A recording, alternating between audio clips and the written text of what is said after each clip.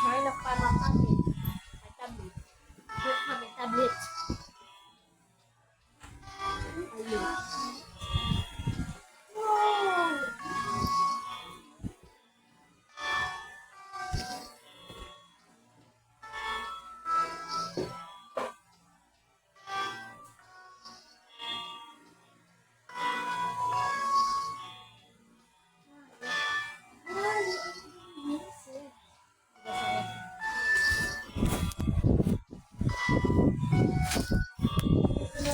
Tell me if Fab is there. What? I'm gonna tell you if I was there. I'm not gonna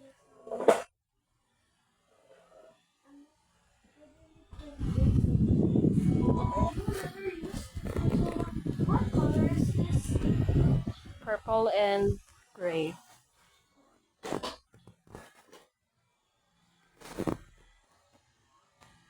Wait, what color do you buy? Blue.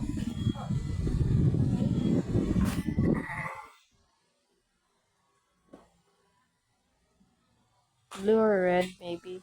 But maybe blue.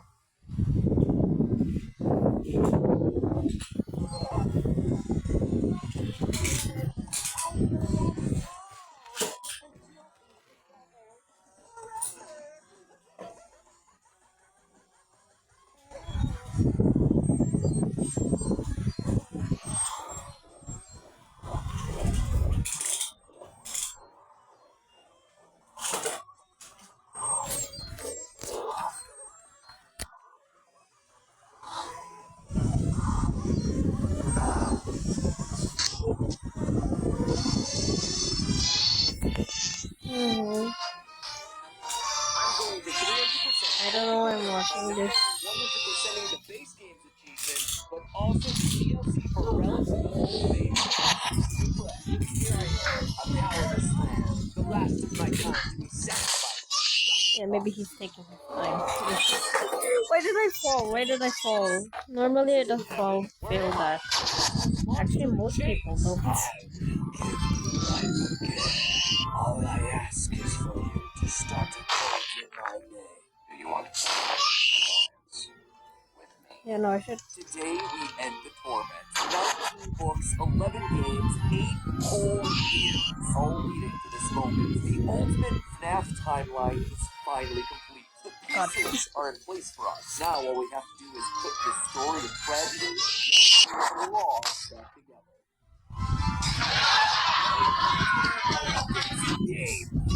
Show that feels Imagine if I catch this on camera.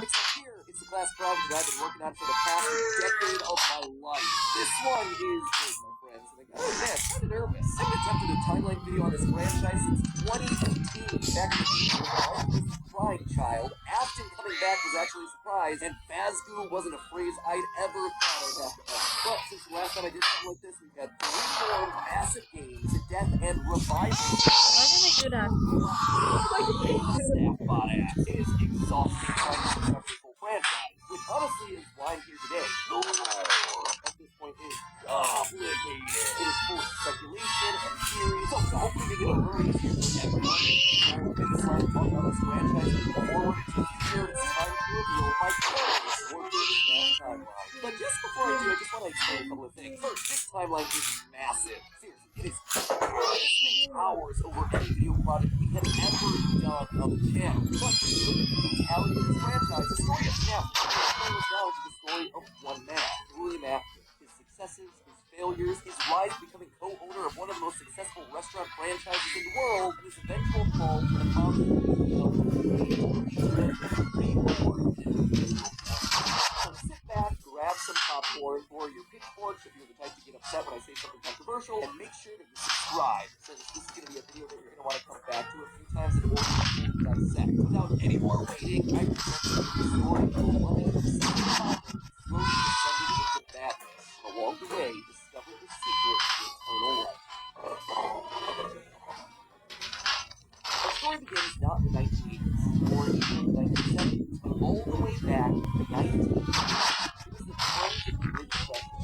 People were in desperate need of entertainment, especially in Utah, one of the state's hit hardest, fourth highest unemployment in the nation, and full of trans people looking for work in Salt Lake, finding none, and ultimately found finding fortunes out in California. People were tired of but as they traveled, there was one thing that could get their spirits. A simple roadside attraction called Fredbear's Singing Show. Ads were plastered all over town, featuring an animated bear drawn in the popular high-eyed cartoon style. It resembled cartoons like Mickey Mouse, Goose, Cat, Betty Boop. It immediately said that this, Fredbear's, was a place where you could bring the family. And the price, honestly, couldn't be beat. For 50 cents, you could get food and entertainment as as you walk through the local real-life dance fair. Normally, you only got to see dancing bears at large traveling circuses like Barnum and Bailey, where the tickets would go for about $1. That's $1 without food. But this was a smaller show, like from the Bond Brothers or the Robbins Brothers, where tickets would sell for just a mere 50 cents. Watching them that stage brought a glimmer of joy at a time when so much was wrong this world. The simple show would go on for years, bringing happiness to hundreds of travelers passing through looking for a quick meal. But it left a permanent impression on one little boy, capturing his imagination in a way that nothing else could. One little boy, that was his nickname, but his parents liked to call him William. The Bears began for decades. William dreamed of recreating that moment of bringing the musical fair to life, but how? William was smart, without a doubt. I thought he meant like that. I thought he meant that we would rejoin that round so that we could, We know, based on the retro poster that was hidden in security breach, that at least at one point, Red Bear was an actual bear. Dancing bears were a real form of entertainment. The only problem is that time-wise, none of our main characters would be the people in charge of that business in the 30s and a series of pizza restaurants in the 80s without them just being extremely real. Best case scenario, if Afton's running the spent nearly 70 hours to get open to tours where he begins. So it just doesn't make a lot of logical sense because he doesn't become immortal until his first death in spring show. That's why I suspect that Fred Bear's singing show was either a family business that Afton carried out for a generation or something that he saw as a kid and wanted to recreate when he grew up. William was inspired by the work of Walt Disney, who throughout the 50s and 60s was pioneering the use of mascot suits throughout his theme park. The big innovation inside this allowed performers wearing the suits to use their natural arms and hands to interact with guests, as opposed to the older models where the arms would just hang limply by their sides. Finally, with a simple mascot suit, he would be able to realize his childhood dream. He would be able to bring Fred Bear to life. To appeal to the kids, he changed Fred Bear from a realistic brown animal to a cartoonish yellow bear with a purple hat and bow tie. But feeling like enough, he added another friend, a yellow rabbit with a purple vest and matching tie named Bonnie the Bunny. Well, Fred Bear was his first love. Bonnie was his special because that was it. He was an original character that he created from scratch. 2, 1,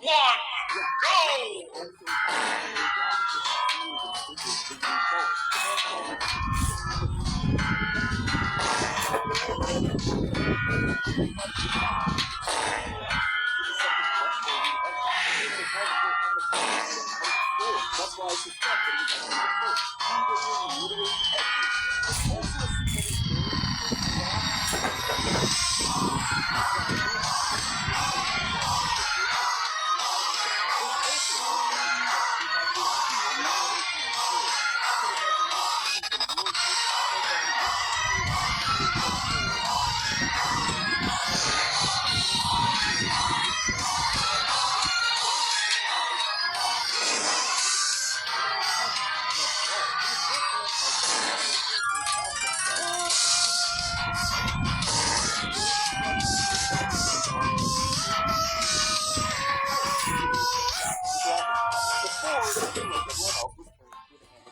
This seems to imply that all of the main characters have similar wearable mascot outfits at one point in time, and that whoever is having that for nightmare is all those mascots. Bonnie and Fred Bear would perform on stage with a small but enthusiastic crowd. Finally, he was able to deliver fantasy and fun to all the kids, delighting and inspiring them in the exact way that he and his wife from the heartless serial killer and mad scientist that we know him as, began as someone with good intentions and a love of animals and kids. He wanted to bring things to life from the very beginning, a theme that was very a lot for him throughout the franchise. And things could have been the end of the story. It could have been perfect, had it not been for one thing. One thing that saw the success of his idea, and they wanted it. Enter Chica's Party World, a rival restaurant starring performing animal characters. His idea is that we do better. William may have been first, but obviously he wasn't the best. It hurt the prideful William Afton to admit it, but this restaurant was able to do the thing that he always wanted to do. Make the animals actually come to life. All of the performers in this restaurant were robots. Metal skeletons that were powered by battery packs. So all of them able to turn and talk and dance on their own, no human required. It was like magic. Magic that came from the mind of a brilliant creator named Henry Emily. This Henry is some small way, have been able to harness the power of life itself. Aston admired him. He was jealous, to be sure, but he also looked upon this man with awe. Off to one side of Chica's party world was a small cabaret stage featuring an elephant magician. On the other, a hippo known to ramble on and on. That one was more of a joke to parents. It speech that was written in a band of characters featuring a southern drawl named Chica, backed by a band of other country-themed characters, including Pig with a banjo, an upbeat frog from the local swimming hole, and a brown bear with a bear? But bears were his animals. Why not a cow or a horse? Something to make the country seem a bit better. Why did it have to be a bear? And adding insult to injury, they had the nerve to call this thing Red Bear, a direct copy of his own Red Bear. Whoop, that's gonna fall. I suspected that the mediocre melodies played a more important role in the story than just being a bunch more animatronics to fill out the line. Especially Ned Bear, that seems suspiciously close to Fred Bear. And yet, there are two key details that have to justify the any mediocre melodies needed. One, they're very rudimentary, accidental matter of fact. The time that becomes very funny. And two, we know that at minimum, Mr. Hippo does eventually become an official member of the extended Freddy verse. But if these things are supposed to be cheap, generic rip-offs, why would you try to rip off yourself?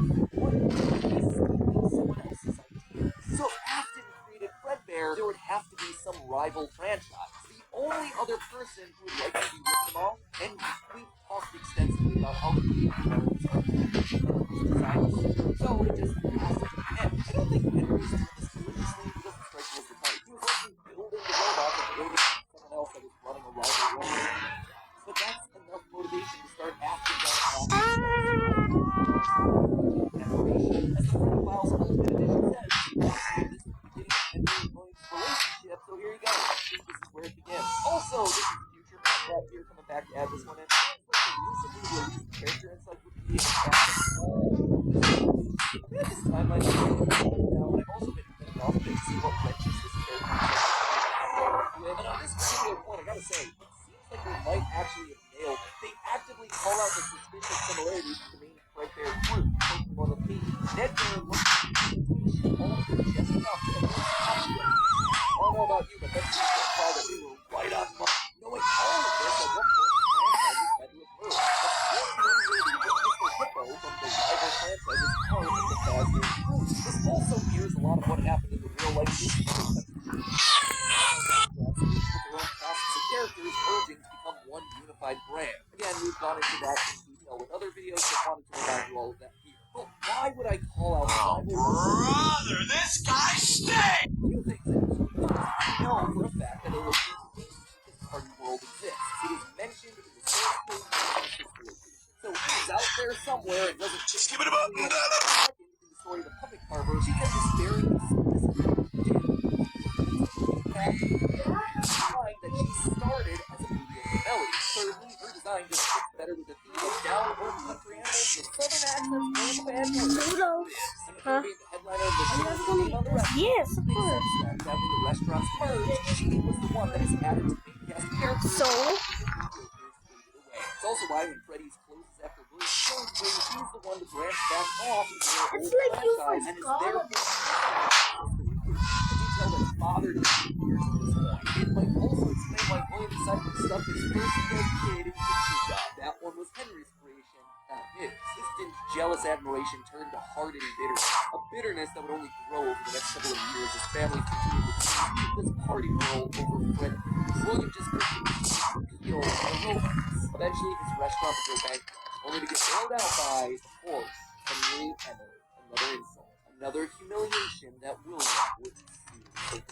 1979. The year after the die that looked like that period of massive success and expansion, with the two franchises now merged into one both worlds. Aston's ideas with Henry's robotic expertise. The two decided to launch under a new name. Fredbear's Family Diner, a pizza chain that would eventually come to feature episodes of performance as well as on-stage animatronics. They decided to stick with Fredbear's headliner, considering the yellow bear was easily identifiable as brand because he was the original performing animal mascot. After the new restaurant would also see a mix of characters as the two franchises merged into one. Just give it a button.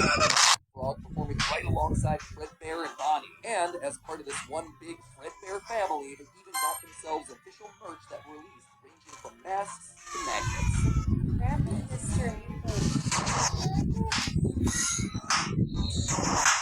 That said, not all the characters were winners. The reception to some characters was just mediocre, so they faded away into the dumpster, storage units, and retro budget tech stores of lost nostalgia for their chance to step back into the limelight if and when a headliner went out of commission. Others, though, would fare much better, with a new pirate fox as well as a blue guitar-playing variant of the yellow Bonnie Bunny. Ultimately, the franchise would get so big it would spawn its own cartoon show, Fredbear and Friends. Business was booming. In the end, Fredbear and Bonnie's popularity would be so strong that they would support the Fredbear's Family Diner franchise all on their own, while also spinning off a new sister location dedicated to their friends. In 1983, Freddy Fazbear's Pizza launched, giving a dedicated home to all of his new supporting cast of characters: Chicken the Chicken Bonnie, the Blue Bunny, Foxy the Pirate, and of course the headliner of Brown Freddy Fazbear. Business was good, and Afton was happy, mostly. It did bother him that the one original character that he created, one that he himself played, Golden Bonnie, got no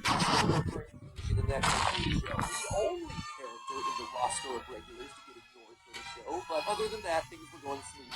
He had himself a wife, 2 sons, a daughter, he had a thriving business, and best of all, he was able to learn to craft robotics, loved and hated, and together they were constantly pushing the limits of what these characters could do. Because it was getting these new characters introduced into the roster, we were given a simple hand-sewn suit with 5 fingers that any performer could wear. Eventually, Henry would design one of his signature animatronics for that character, utilizing a sliding mouth, hybrid penis, or sliding jaw design. This was the first generation of animatronics.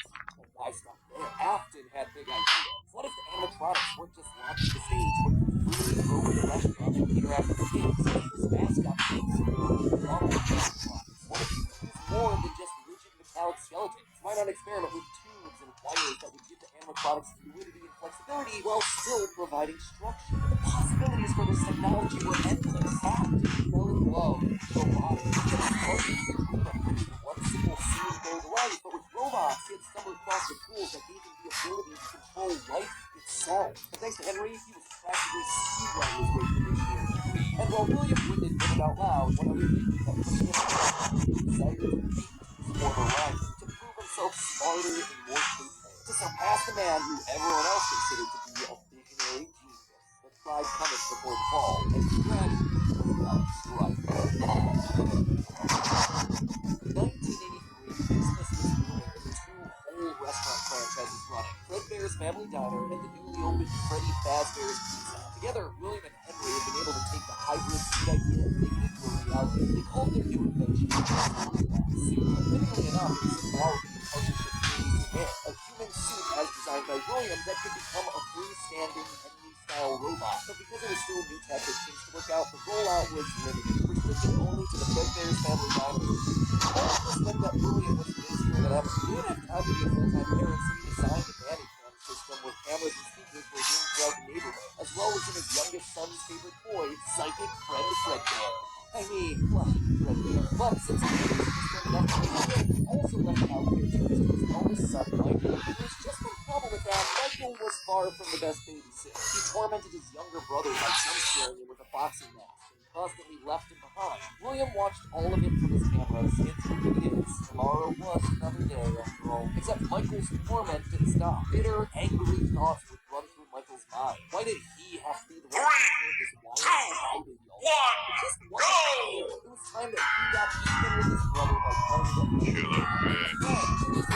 Killer fish from San Diego. I don't know what I am, but I taste really good. I'm a killer fish. Hello. I'll be your killer fish for the evening. Thank you. Killer fish. Killer fish from San Diego. I don't know what I am, but I taste really good. I'm a killer fish. Hello. I'll be your killer fish for the evening.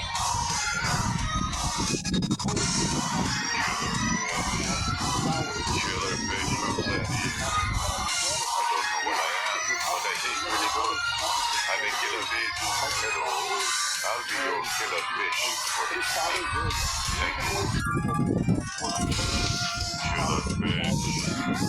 Killer fish from San Diego. I don't know what I am, but I taste really good. I make killer fish.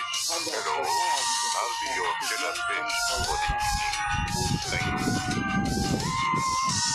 Killer fish. Killer fish from San Diego. I don't know what I am, but I taste pretty good.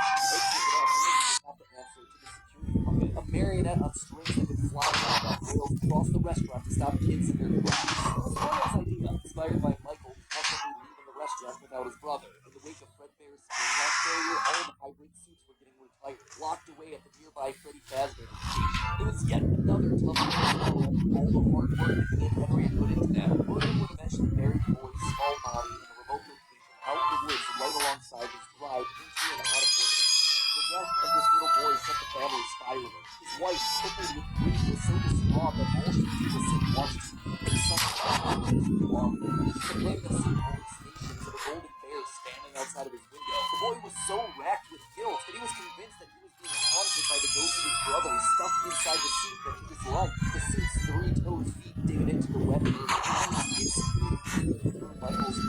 Some nights, Michael would even go so far as to break out of his room to check the gravesite and ensure that his brother was still there. As for William himself, he disappeared in his work and his work.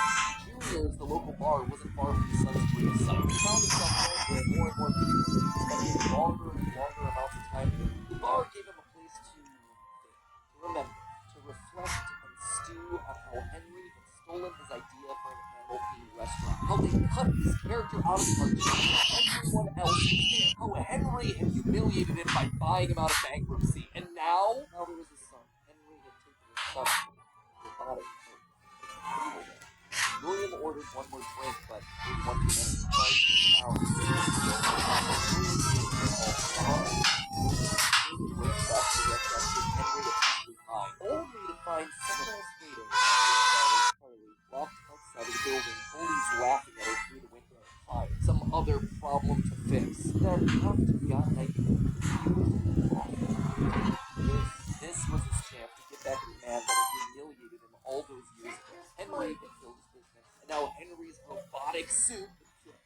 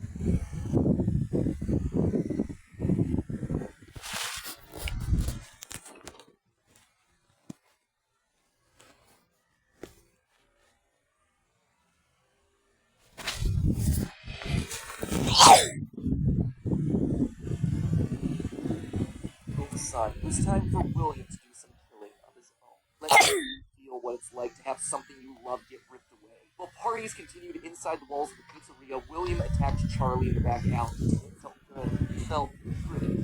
Years of resentment and bitterness trapped in his heart finally released in a moment of pure unapologetic evil. He would make Henry hurt like he hurts.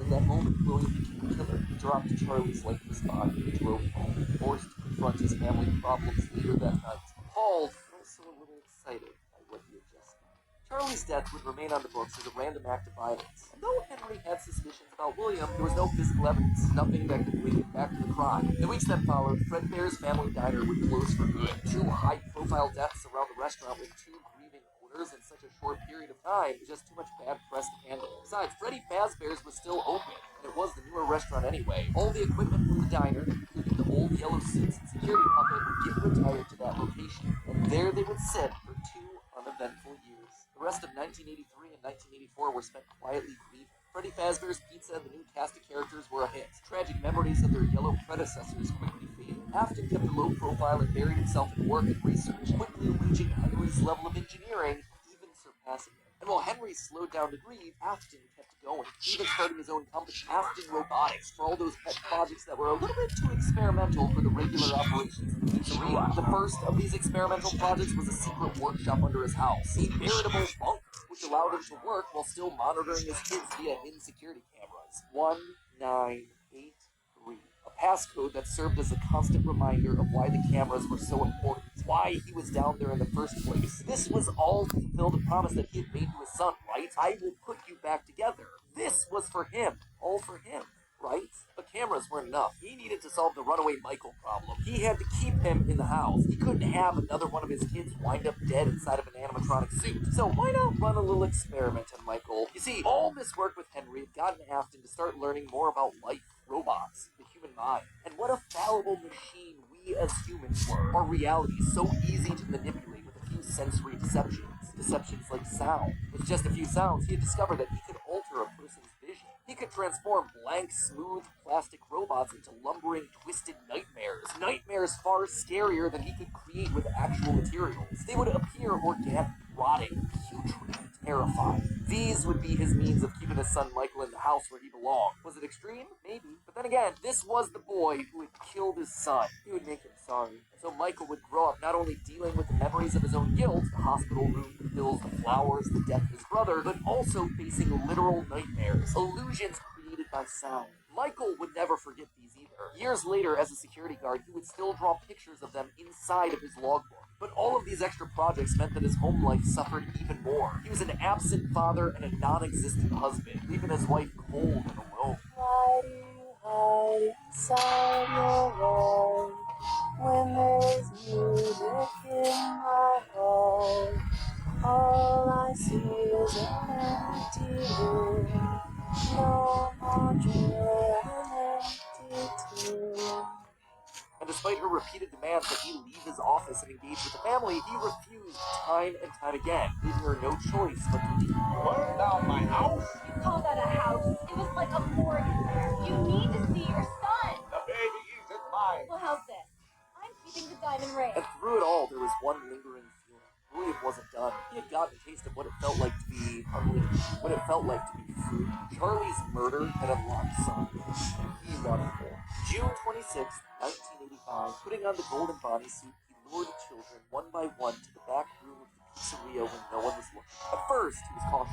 He would lure them with promises of taking pictures. He told them that their dog had died. He would ask for help with homework. Susie was the first. Never truly forget your first. But where to hide the body? He couldn't sneak out. Someone would see him. He had to hide them in a place where they'd never be found, and where they'd never leave the building. He had to be stuck inside the suits. No one maintained those things anyway except for him. And so Susie would go into Chica. Fritz, Jeremy, and Gabriel would come next, but it was easy. It was too easy. And with each little life he snuffed out, his lies got bigger. Their house was burning. They were just being kidnapped. Until the last one where all pretense was off. He let himself get violent. Too violent. I'll just wait for him after school. Throw a bag over his head, hit him with a shovel, and drag him to the back of my car. The body of Cassidy was far more bloody and broken than any of the others. He let himself go too far. That one he should have killed. With no more active animatronics left, he shoved the body into the one suit that remained backstage. The long-forgotten yellow Fredbear, now broken and discolored with age. Broken, like Cassidy was broken, like his son was broken. Newspapers reported on this disappearance, naming the whole thing the missing children's incident. Police would even charge William with the crimes after finding security footage of the golden mascot suit luring kids to the back, but they couldn't convict him. They had no bodies, and his face had been hidden behind the mascot suit the entire time. What they had was circumstantial at best, so he walked away a free man. But Henry knew the truth. In these murders, he saw his daughter Charlie all over again. So he threw Afton out of the company and shuttered the doors to the old pizzeria. Henry would keep the franchise quiet for 2 years. This would not happen again. This could not happen again. How could he protect the kids? Finally, he developed a solution. He would implement an even more extreme security system in the form of new animatronics, toy animatronics, inspired by the toys that they had been selling years ago. But these guys, these were special. They were a new breed of robot with facial recognition abilities. But most importantly, they're all tied into some kind of criminal database, so they can detect a predator a mile away. All the original animatronics, now withered with age, were moved to the new location. With a plan in place, it was time to try once more. The year was 1987, and the new and improved Freddy Fazbear's Pizza was making headlines in local newspapers. Headlines that just so happened to catch the attention of William Afton. Freddy's was back without him. That was his idea, his character. Henry was, yet again, trying to cut him out of the picture. No, as long as these restaurants stayed open, William would always come back. Then he noticed the phone number to apply at the bottom of the article. $100 a week to apply call. Afton would go back, not as an owner or co-founder. He would go back to the one place that they would least suspect it, a lowly day shift security guard. And there it was, buried in the back of parts and services mixed in with the old withered animatronics was the golden flash. With the yellow security badge still on his chest, he used his crank to pull open the spring lock. It was time for Bonnie to give an encore performance. Someone used one of the suits. We had a spare in the back, a yellow one. Someone used it. Now none of them are acting right. From what I understand, the building's on lockdown. No one's allowed in or out, especially against any previous employees. When we get it all sorted out, we may move to the day shift. So this one just became available. 1987, 5 more kids. He didn't know what felt better, getting back to the suit after 2 long years of waiting, or knowing how devastating this would be to Henry the next morning. He didn't even try to hide his crime this time, it just meant more blood on Henry's hands. He failed to protect the kids again. The restaurant had only been open for a few weeks, but William was sure that this would get it to close. Good, if he couldn't have Freddy's, no one would. Whenever a new pizzeria opened, he would be there. But as he sat in his bunker, something else started to linger in William's mind. He had seen something strange. The old withered animatronics, they had been wandering around the building, spurred on by the puppet. It was almost like those old robots were trying to save the kids. Save them? They couldn't, obviously, but still, more than moving. It was almost like they had been given life somehow. Did he have something to do with that? The following day, the news would report a security guard getting bitten by one of the animatronics during the day shift. Was that bite meant for him? William's curiosity was stronger now than his bloodlust. He had to learn more, but how? There was no way he'd ever be able to get inside another Freddy's pizzeria. Heck, there was practically no way a Freddy's would ever open again. He needed to create something new, something brand new. He needed to create his own pizzeria. Due to the massive success, and even more so the unfortunate closing of Freddy Fazbear's Pizza, it was clear that the stage was set, no pun intended, for another contender in children's entertainment. Circus Baby's Pizza World. This would be the place where he could continue his work. No longer just murdering, experimenting. He needed more kids, and he needed them alive. And knowing that he couldn't show his face on the restaurant floor, he needed a way of remotely capturing his victims and preserving them for his work. With that goal in mind, he designed a new breed of animatronic. Their endoskeletons fluid and flexible. He equipped them with soundboards that could mimic voices. They could isolate children. They could incapacitate and contain them with zero direct input from him. It was brilliant. He was brilliant. Far beyond the simple bars and wires of Henry's designs. And the characters he chose for this were uniquely his. His new roster wasn't going to be tainted by Henry's disgusting barnyard bird. Instead, it was back to his characters, his creations. Freddy, Bonnie, Foxy, as well as 2 special ones. The first, Ballora, was an homage to the woman who left him. Now, she would never leave him again. The second, the titular baby, was designed with his baby in mind. Elizabeth, his youngest child. She would always be Daddy's little girl, the one that listened to him, the one that obeyed, till the day that she didn't. Daddy, why won't you let me play with her? She's so pretty and shiny. Didn't you make her just for me? The day before Circus Baby's Pizza World opened, she disobeyed. She didn't listen. Left alone with Baby, she got too close. The animatronic ripped in half and swallowed her whole. Scared and confused child faded into eternal darkness. By the time Afton found her, it was too late. She was gone. He immediately canceled the launch of Circus Babies under the guise of a gas leak. But wait, as he sat there at the foot of the stage, he noticed that something was different. The eye color of the robot had changed. Baby had been built with blue eyes, but now they were emerald green, the same color as Elizabeth. Was she there? Could this all be connected to the free-moving animatronics that he had seen at Freddy's? He had to know more. His mourning turned to excitement. He had to return to where it all started. 1993. This place was pathetic. Henry had clearly tried to reopen one final time with those old original animatronics from so long ago, but William's damage to the brand had been permanent. These things stank of death. They hadn't been washed in decades. But even if they had, nothing could wash away the stink of murder that haunted these halls. One night, then another, then another. William repeatedly snuck into the old, broken restaurant to lure the living animatronics to him, one by one dismantling them, robbing them of their endoskeletons. The metal had to be the secret. It had to contain the remnants of life itself. But he had to know for sure. Leaping out of a room that was invisible to the animatronics programming, he dragged the oversized robotic skeletons back to his underground workshop. Back to where Circus Baby watched on with glowing, curious eyes. Eyes that somehow felt alive. Not knowing what else to do, William melted the robotic parts down. 5 animatronic endoskeletons reduced down to one silvery puddle of goo. Could he transfer this living metal to his own creations? He had to try. He picked up a syringe and filled it with the molten metal and injected the goo into Funtime Freddy's twisted, wiry endoskeleton. And suddenly, the coils came to life. Like snakes writhing in a pile, what had once been cold, lifeless metal moved and jolted on its own. He'd done it! He had unlocked the secret to life itself. Except something was clearly wrong. Movements were erratic. They were violent, angry. Baby didn't act this way. She had been calm, collected. This was clearly something else. Something mindless. Frantic, perhaps by mixing the souls and then portioning them out, he had created beasts. He would need to keep testing to truly understand it. He needed more of this remnant. As he searched the old pizzeria one more time for any remaining scraps of metal, the ghosts attacked. His past victims come to collect their due, all led by Cassidy. The 5 lined up and blocked the door. Captain's mind reeled. The scientific implications of this were incredible. Ghosts, real ghosts that he could see all standing against him. But what could they do? What could they do? He panicked as Cassidy approached. How do you stop something that's already dead? Maybe with the thing that resulted in their death in the first place. He would get into his suit like old times. He would regain his power over them just like the day that they died. He was the genius. He was the one in the suit. He was the one in charge. The spring lock snapped into place. Maybe it was his frantic movements. Maybe it was the leaky abandoned restaurant. Maybe it was just fate coming to collect its due.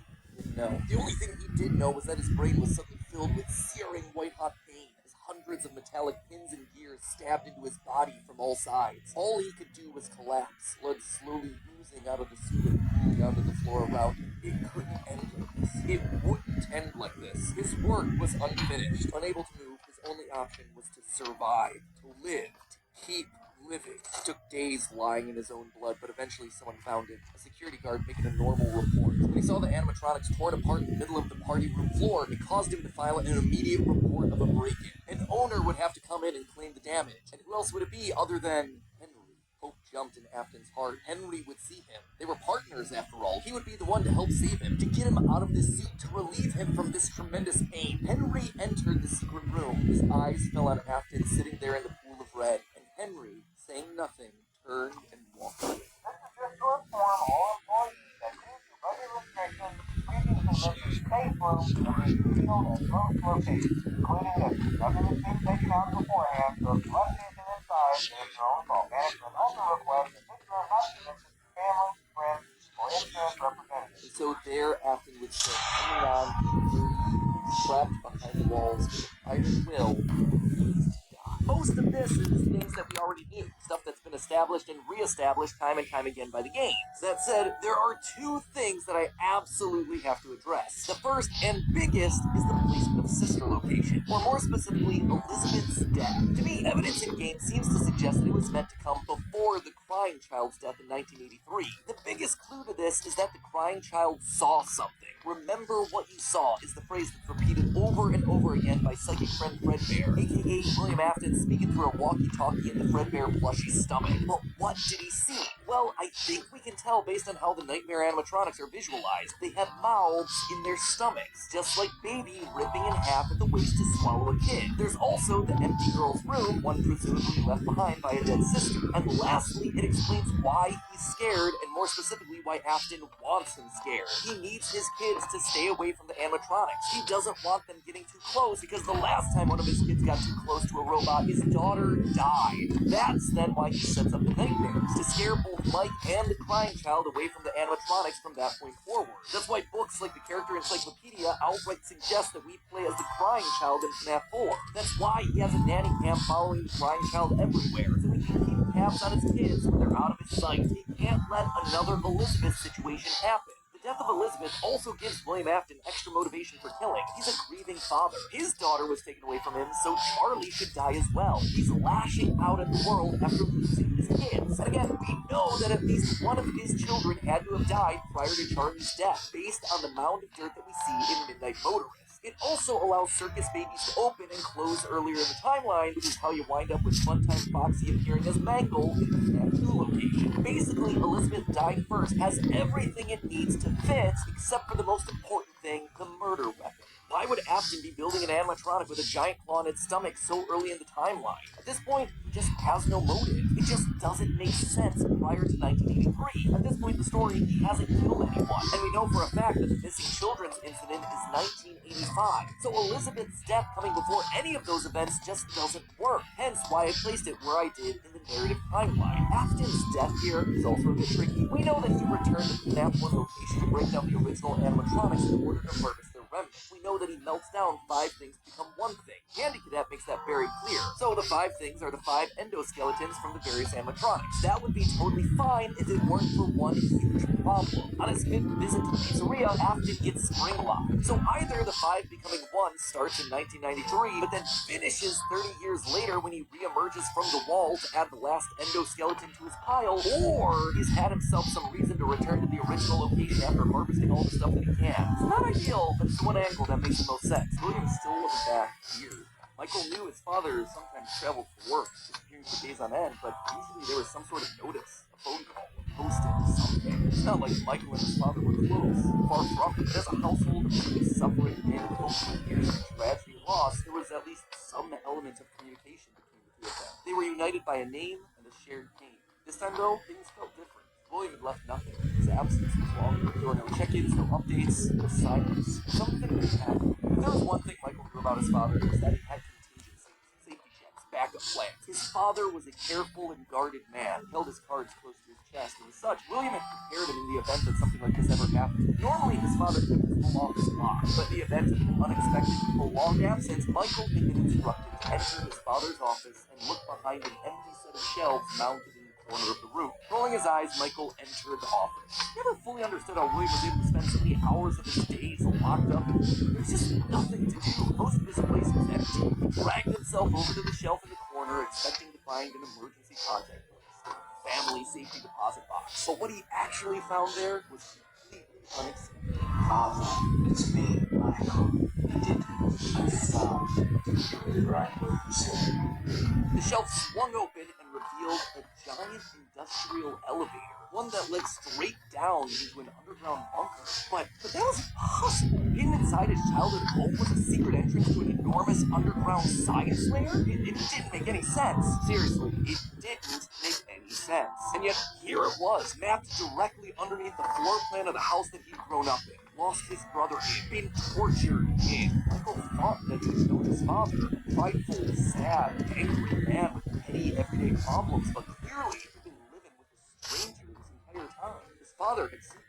Suddenly, the days of William being locked inside of his office made sense. He'd been here the entire time. Where was here, though? Was this Circus Baby's entertainment levels? The Circus Baby restaurant always did seem to be a deeply personal project for father. A failure of his that cut unusually deep, especially after that first location had to be closed prematurely due to the gas leaks. After that day, father really did seem to change, to lose himself even more in his work. Clearly, the entrance he had found was some sort of secret back way into the facility, one that required crawling through vents to navigate. His father had been working here, but in secret.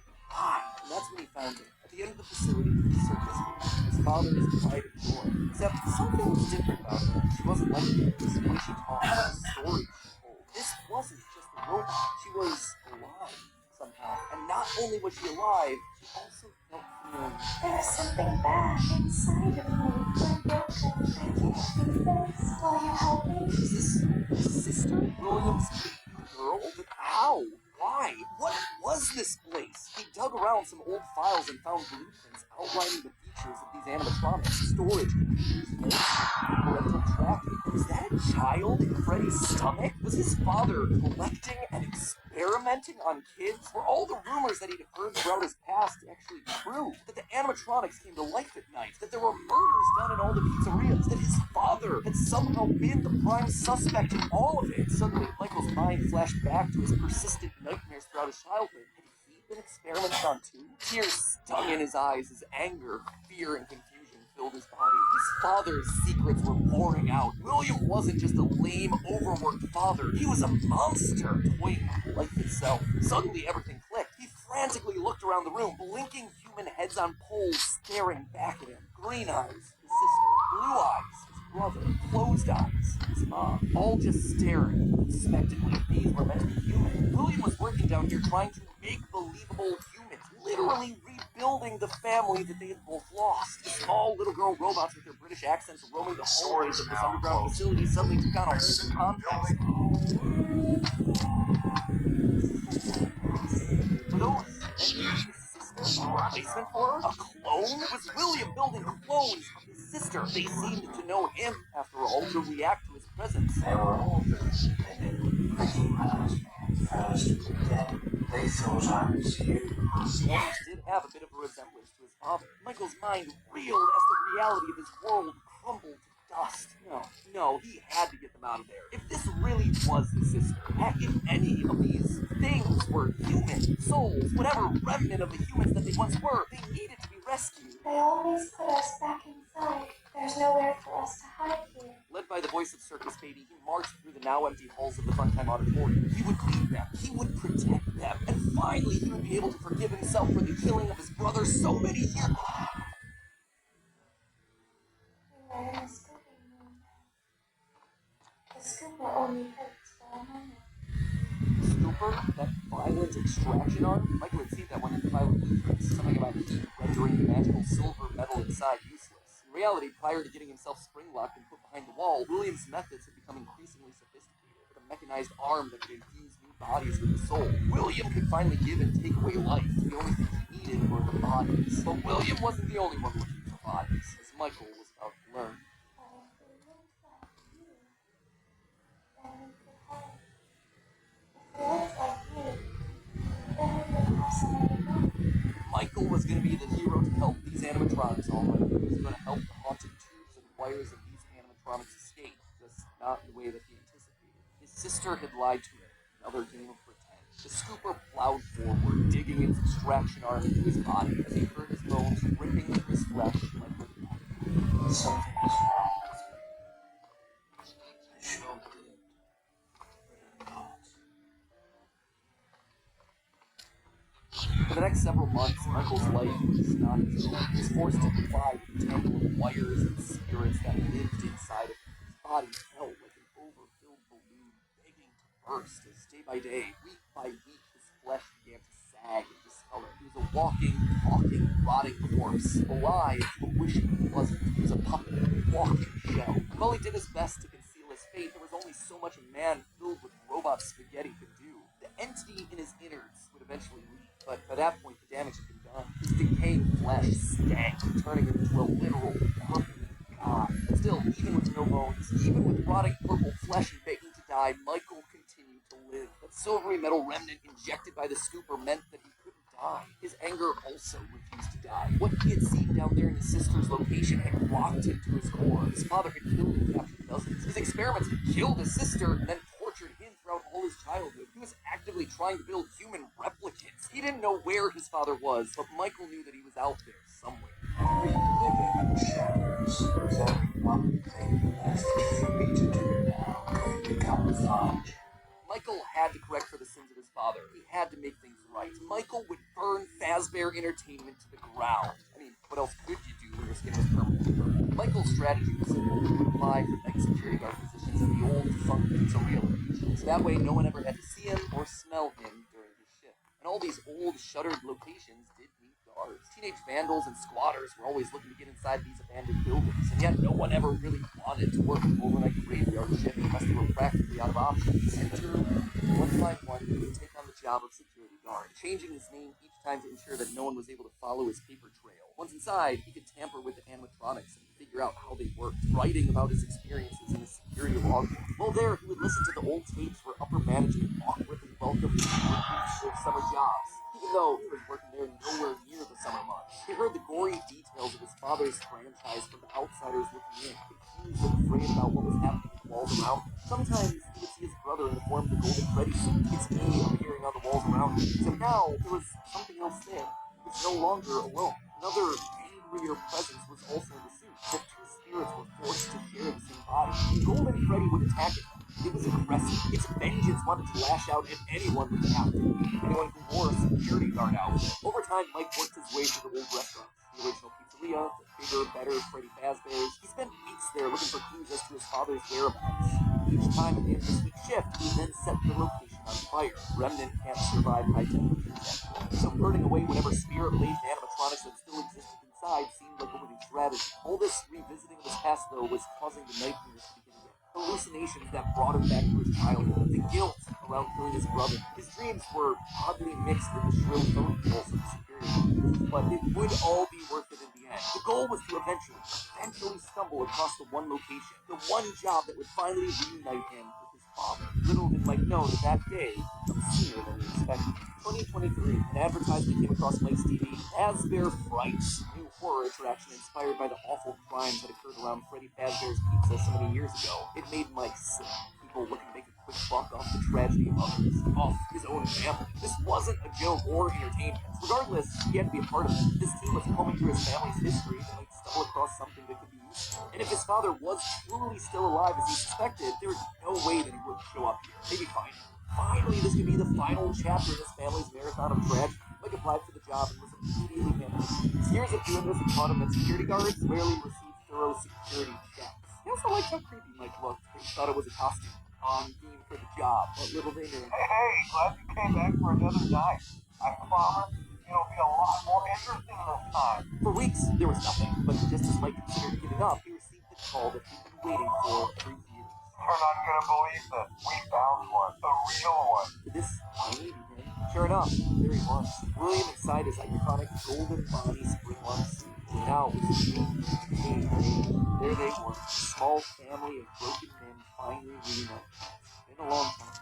Mike had always struggled with the phantoms of his past haunting him, but now all the animatronics he'd encountered over the past months, hopping from pizzeria to pizzeria, suddenly sprang to life. Their burned faces haunting him as he tried to keep track of his father on the cameras. It would seem that William's mere presence had put the spirits on high alert. Ultimately, they were harmless, more annoying than anything else, but there was one that felt different from the others, one that was more than just a mere phantom. The security guard. If you looked at the cameras at just the right moment, you could see it floating there through the holes. You could even see its reflection in the water pooled on the ground. It would seem like he wasn't the only one there on a mission. While he was dealing with Springtrap, Michael assumed that this one was likely dealing with the spirits of this place, finally setting them to rest. Hopefully this means a happier day for all of us, Mike thought to himself. And in that moment, he felt the air around him release, like pressure being let out of a bottle. The building sighed, as if 5 spirits had finally been allowed to move on. He had the sense that his brother was a part of it. He rigged the wiring inside the building with misfire. The dry, desiccated walls erupted in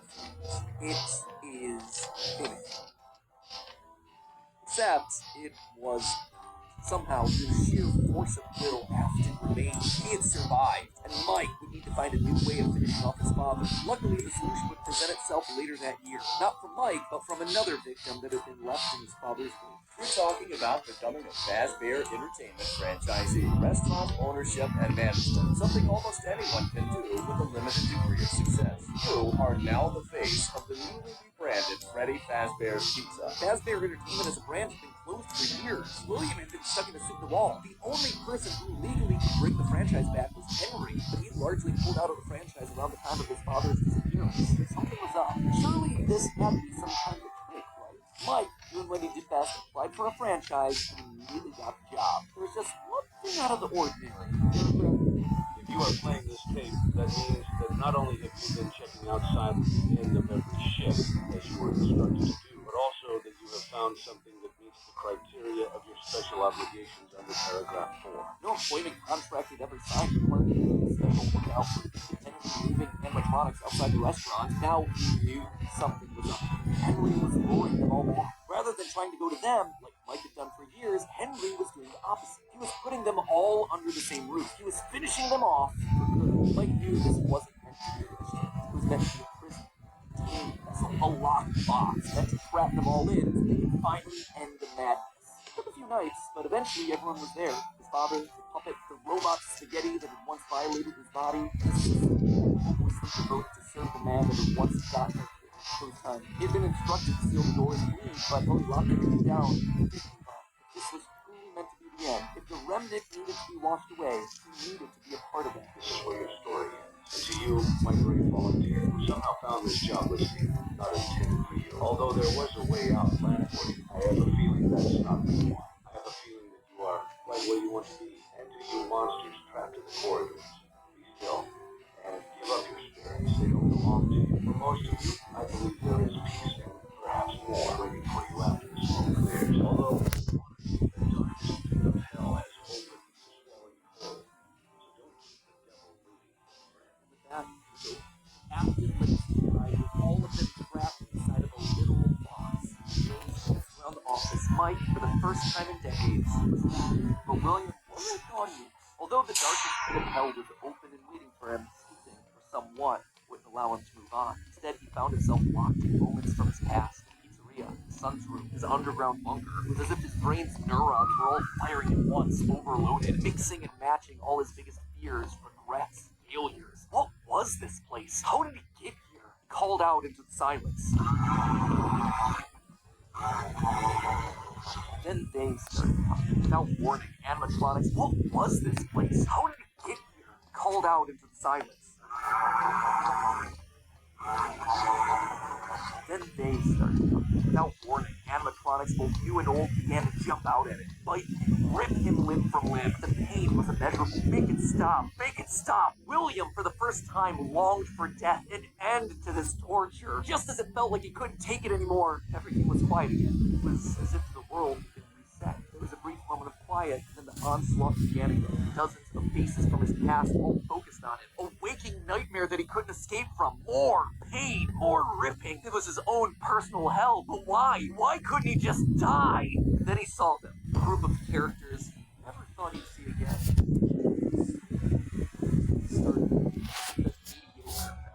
It had all started to go wrong when they showed up. Once Henry had made them, but mixed in with their obnoxious southern drawl, rooting for something else. It was barely a whisper, but just felt the words. Try to release me. Try to release me. But I'm not gonna let that happen. I will hold you here. I will keep you here. No matter how many times they burn us. That voice. He knew that voice, but from where?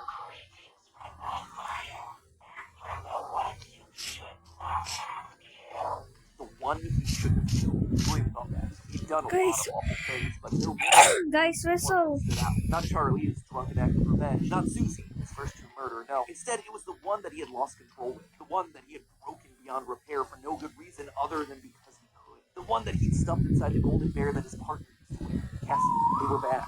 Now they were trying to punish him, to make him suffer like he made them suffer. It was almost like William and Cassidy's souls had been locked together, fused by a collective rage and spite, each refusing to move on. But while Cassidy was so focused on taking revenge, he actually did the one thing that would be the downfall for so many others. It kept William alive. Even though fire should have destroyed the remnant that was coursing through his being, Cassidy kept William breathing, paving the way for his escape. William's will was so strong, his soul so powerful that he managed to put a part of himself inside the circuitry that housed the spring-locked suit. And there, his consciousness lay. Jade inside Whistle. the circuit board, waiting for someone to find him and set him free. A person that no one would suspect.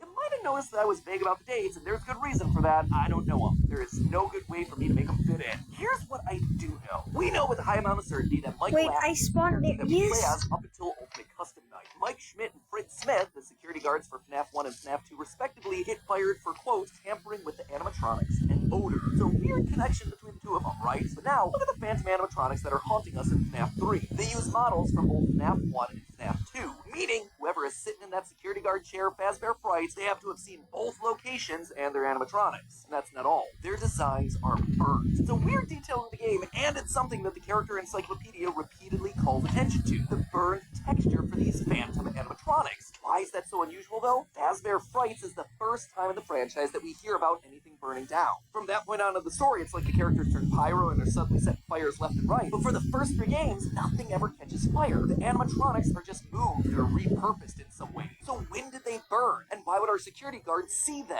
as being burned? Someone has to have been going location to location, setting these places on fire, purging the sins of the past. We know we're definitely playing as Mike and Sister Location in FNAF 6 based on in-game dialogue. And in FNAF 4, there's an Easter egg where we can hear the phone call from Night 1 of FNAF 1, meaning that whoever's in that bedroom has heard the recording as a security guard. We also know that Mike has seen the nightmare animatronics based on his drawings in the security logbook. So overall, there is solid evidence that connects all of FNAFs 1 through 6. You'll also notice how the character encyclopedia doesn't have a page for Mike Afton. This thing has a page for Chocolate Bunny Bonnie, but not Michael. Some tells me they don't want us to confirm how many games he's been in, because that would confirm too much of the theory. In short, this gives us an incredibly compelling and complete narrative. Mike as our protagonist, and William, his father, as our antagonist. Mike accidentally kills his brother in Fredbear's mouth, which begins our story and sets William down his pathway of destruction. Mike is then haunted by the guilt of his past and is looking to make things right across the rest of the games. In Sister Location, he learns what his father's been up to and realizes what he has to do to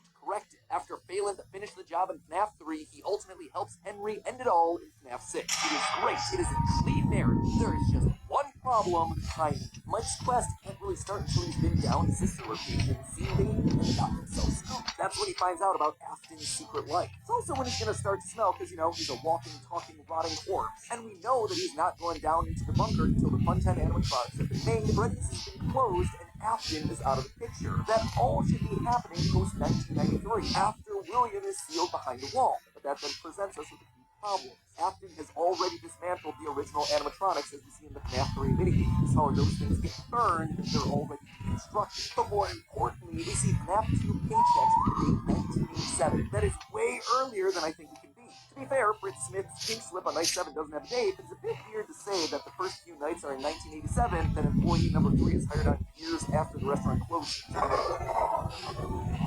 Fazbear Entertainment. There is no need for you to return to work next week, as Fazbear Entertainment is no longer a corporate entity. All debts have been paid, all assets redistributed. The company was outright dissolved. Even the memories of the horrors that had happened there started to fade away in public consciousness. The people were gone too. William was dead. Henry was gone. A whole generation of young Emilys and Aftons had lost their lives to the horrors of the pizzeria. All of them collateral damage to the bad device. Everyone the company had ever touched was dead and gone. Well, all except one. Pay your child support, you deadbeat! I'm keeping the diamond ring. I also set the house on fire! Clara Afton. She'd been there in the early days, back when things with William were good. They'd had the perfect home, thriving business, the ideal family. But shortly after their youngest son died, things started to change. William had become distant, lost in his work, obsessive. She had watched him change from this irritatingly brilliant man that she had fallen in love with to a drunken monster, struggling to hold himself together. And despite her trying to reach out to him in those desperate days, he's just too far gone.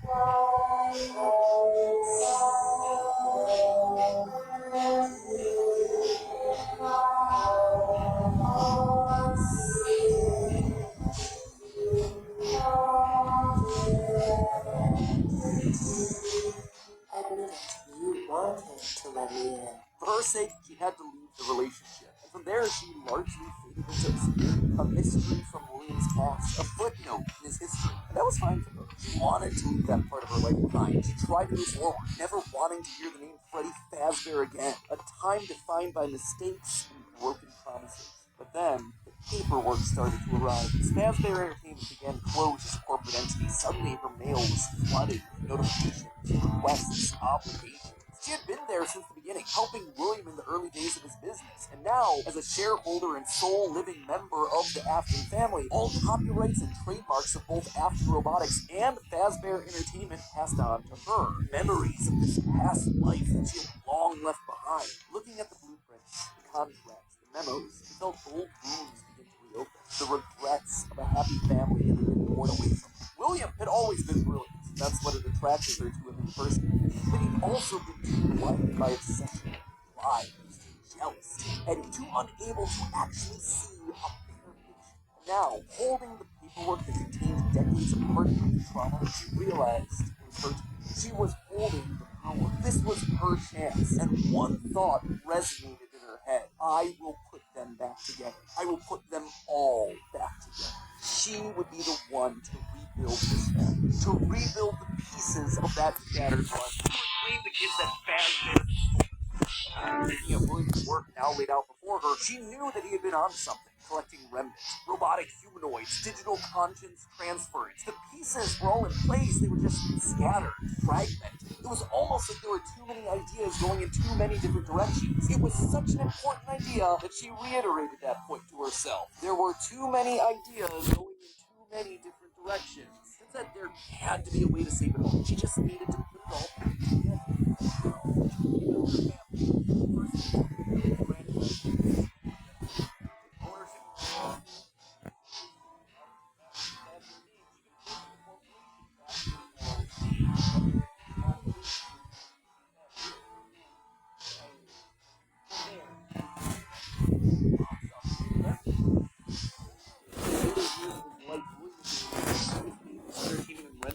Remnant funds. Robots, kids' birthday parties, stuff here and there. Clearly, it wasn't enough. He had what, like 4, 5 animatronics going out every week? No.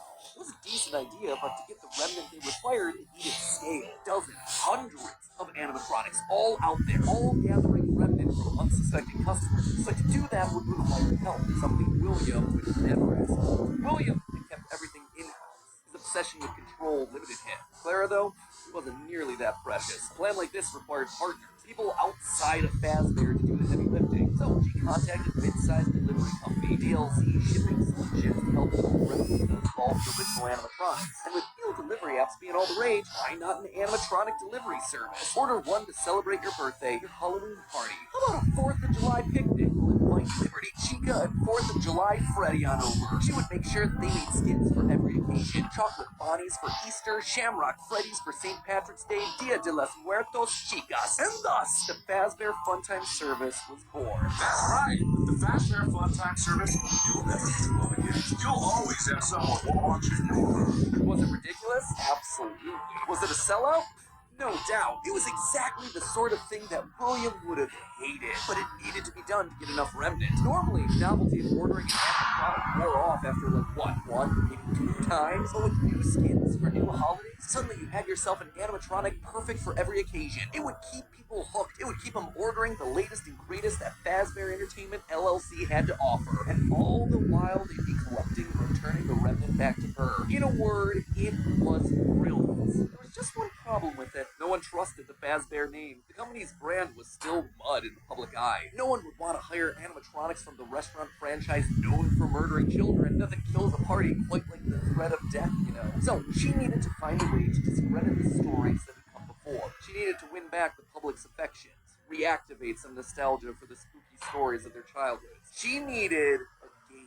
Multiple games, in fact. They lied to us. They lied to all of us. They told us that the whole point of this VR game was to undo the bad PR done by a rogue indie game developer. But that's not true at all. Those indie games were designed to conceal and make light of what happened. This isn't just an attempt to rebrand. It's an elaborate cover-up. Struggling game developers were a dime dozen online, most working on their magnum opus between shifts at the Dollar General. So she found one. Steve just picked him out of obscurity. The right mix of desperate and doofus, willing to say and do anything for a couple extra bucks. He fell right in line, as expected, delivering stupid little things with dumb generic names like Mangle's Quest, Balloon Boy's Air Adventure, Five Nights at Freddy's. Bad gameplay with even worse graphics, but hey, they got the job done. People were suddenly talking about the things inside of these things, searching for the hidden more. They were actively making jokes about dead kids in pizzerias. Her husband's twisted history of serial murder had suddenly been reduced to a mere Nancy Drew mystery to be solved. The plan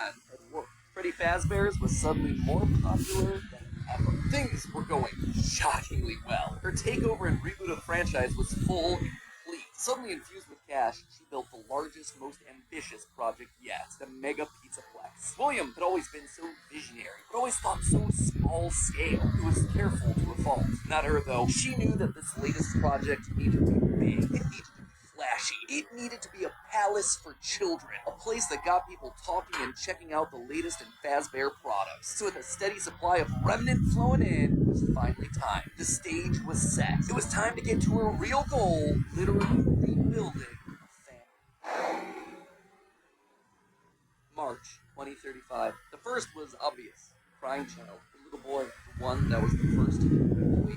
She had seen down in his bunker that William had gotten very close to replicating artificial humans using animatronic technology. So that's exactly what she would do.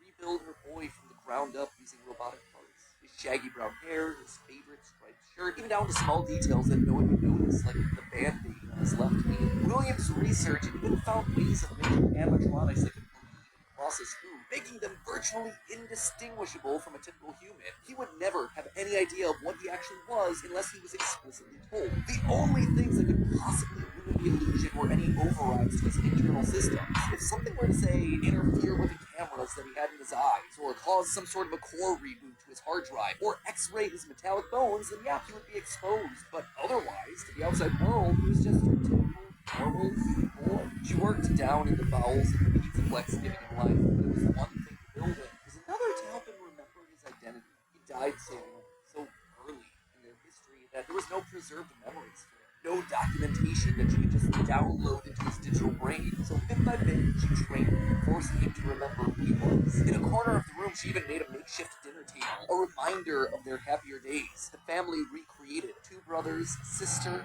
a father, and the mother at the head of the table.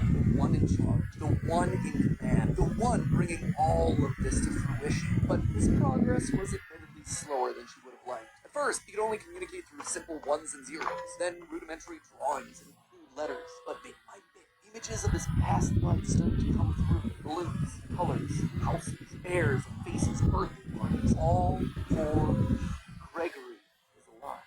As the robot boy embraced her, she felt the warmth that she hadn't in decades. This was the joy that she'd been working towards. This was what it was all for. Her son, back in her arms again. The plan was working. Next was brilliant. If the family was truly going to be put together, she would need him. And she knew exactly where he was, in the ruins of that old Freddy Fazbear's pizza place where Henry had trapped him. In fact, that's specifically why she insisted on building the Pizzaplex there over the sinkhole. It's the best place to hide what her true intentions were with the entire operation. Digging through the wreckage, she found him. He was right where she thought he'd be. Seeing the putrid shell of the Springtrap suit, though, was not something she was prepared for. The rotting corpse of wood after was disgusting. Scorched flesh, fur-like, hollow eyes, a smell that reeked of burned bourbon. He was no longer flesh, just a how far this is really bad. It was clear that her work was cut out for her. Afton was practically lifeless. The man may not have been able to die, but he was about as close as he could come. His body would need a lot of reconstruction. Replacing arms and endoskeleton reinforcements were the top priority. Pulled from their blood and Glamrock animatronics. You'd have to see if they had any spare body parts lying around that they could steal. In the meantime, though, she threw the husk that was once her husband into a life support pod and used with aerosolized electric help. But more important than recovering his body was recovering his mind. His current state was comatose, an empty shell. Severe brain damage starts at temperatures over 108 degrees Fahrenheit, 42 degrees Celsius, and years of repeated fires that burn his brain. Gone with the brilliant, frustrated mind that was brought her to the first place. Unlike her darling boy Gregory, Afton had found ways to record his consciousness. Fundamentally, the brain is only a series of electrical connections after all, so why couldn't you replicate that in the form of a standard? In essence, one thing she knew about William was nothing if not coffee. A planner, someone who had backup plans to his backup plan. Sure enough, there it was, buried in piles of old animatronic CDs, a record of Afton himself. But who did someone possess it? Someone was definitely here during the night. It had to have been the concept. I mean, they sent us that stuff in the first place with no explanation, told us to scan it, said it would expedite the process so we wouldn't need to program any pathfinder ourselves. Unlike the other games that she claimed to have made in the past, this one could have been perfect. This wasn't about PR, it was about getting William back spreading his fire to the moon. You acknowledge that Fazbear Entertainment is not responsible for announcing any digital consciousness transfers and real-world manifestations of fictional characters. She hired a new developer, Silver Parasol Games, to scan the boards and bring her husband into the picture. Because of the immersive nature of VR, William's consciousness would be able to merge with the player, giving him a new body, a new agency. There was just one complication. After the role was as powerful as she wasn't able to do control. The first trial run, Jeremy was so desperate to escape from his grasp that he sliced his own face off with a paper shredder. Messy, Afton's followers were reluctant, to say the least, but it was the second attempt that looked like it had the potential to kill two birds with one stone. Enter Vanessa. Mrs. Afton wanted a surrogate daughter. Her darling Elizabeth would have been a young woman at this point. Sarah wanted someone who wasn't Elizabeth, but could she have just rebuilt her like regular? Sure, but she decided against it because she wanted an actual human mother-daughter connection. Well, that, and it would be redundant, narratively unsatisfying to have two robot kids in the same family. What could she say? William had put a lot of tools on the table for her to use. She was planning on using them all. Plus, Elizabeth had always been so loyal to the dad. It was time to give her a second chance. And Vanessa seemed to be the perfect candidate to fill the role. Your dad said in his book, your dad didn't play with her, did he? He used to make your mother look bad, didn't he? She manipulated you. I knew your mother. After she lost the best She started as a QA tester at Silver Parasol Games, a VR game development company that was part of her plan to bring back William. But more importantly, Vanessa checked all of the correct boxes. Bright age, blonde, green eyes, fondness for flowers and the outdoors. In many ways, it was her daughter all over again. Except it wasn't just looks and personality. What really mattered was Vanessa's mom, underconfident, coming from a broken home with a mother. She would be the one to save dear old daddy, just as the real Elizabeth would have wanted. I really feel Daddy. While testing the VR game, William's digital consciousness merged with Vanessa. She fought, fragmented, and half exposed. She across the game, trying to get certain to regain control of her life, but it wasn't enough. She was weaker than young. She was a thrall that, despite occasional moments of lucidity, had fears of. But Vanessa, one day, she was getting her daughter back, will also bring her husband one step closer to reactivation. Just had to make sure that Vanessa was heading the right way. The reborn Gregory was an expert hacker, part of the benefits of being an Afton and a robot. So Clara had him keeping tabs on Vanessa, emails and spoiling her therapy sessions. Elizabeth was falling in love. Many of the therapists started to ask too many questions. They were promptly dismissed from their positions. And while Gregory kept tabs on Vanessa's personal life, Mrs. Afton made sure to clear a path for her profession. When Silver Parasol's collapsed in the hands of the anomaly, she then had the possessed Vanessa break the evidence circuit boards to DLC shipping, the Fazbear Fun Tech service. More glitches, more Remnant, more Afton. But it was her last move that was the best. In a true masterpiece of poetry, she brought Vanessa over to the chief security officer of a true family tradition to don the hat and badge, and all it took was a recommendation from the top as well as some emails marked for deletion. Sure, Vanessa didn't have relevant experience for the job, but when it comes directly to the CEO, it didn't really matter. Husband, son, daughter, corpse, a robot, human. All that was left was Michael, the boy that killed her youngest, the one that would spend years trying to make his guilty conscience right again. A self-professed protector. Well, she knew she needed him to complete family. Something told her that the problem had already solved itself. Something had it shifted, using Glamrock Freddy to excavate the very deep place.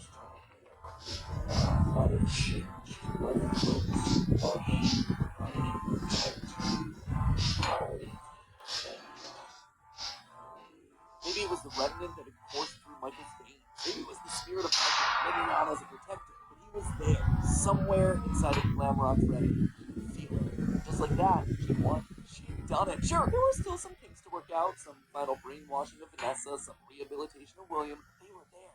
Finally, all together again under one roof. The Aftons reunited. Happy ending. That's how it could have ended. That's how it should have ended. Had it not been for a few unanticipated developments. For one, something was just wrong with the pizza place. Almost as if the entire building was haunted, possessed. Puppet plushies hiding on ceilings, behind crates, places that they had no earthly way of belonging. Staff bots with greasy tears down their eyes, acting like they were being puppeteered by some sort of a nightmare. Even their sounds had the echo of nightmare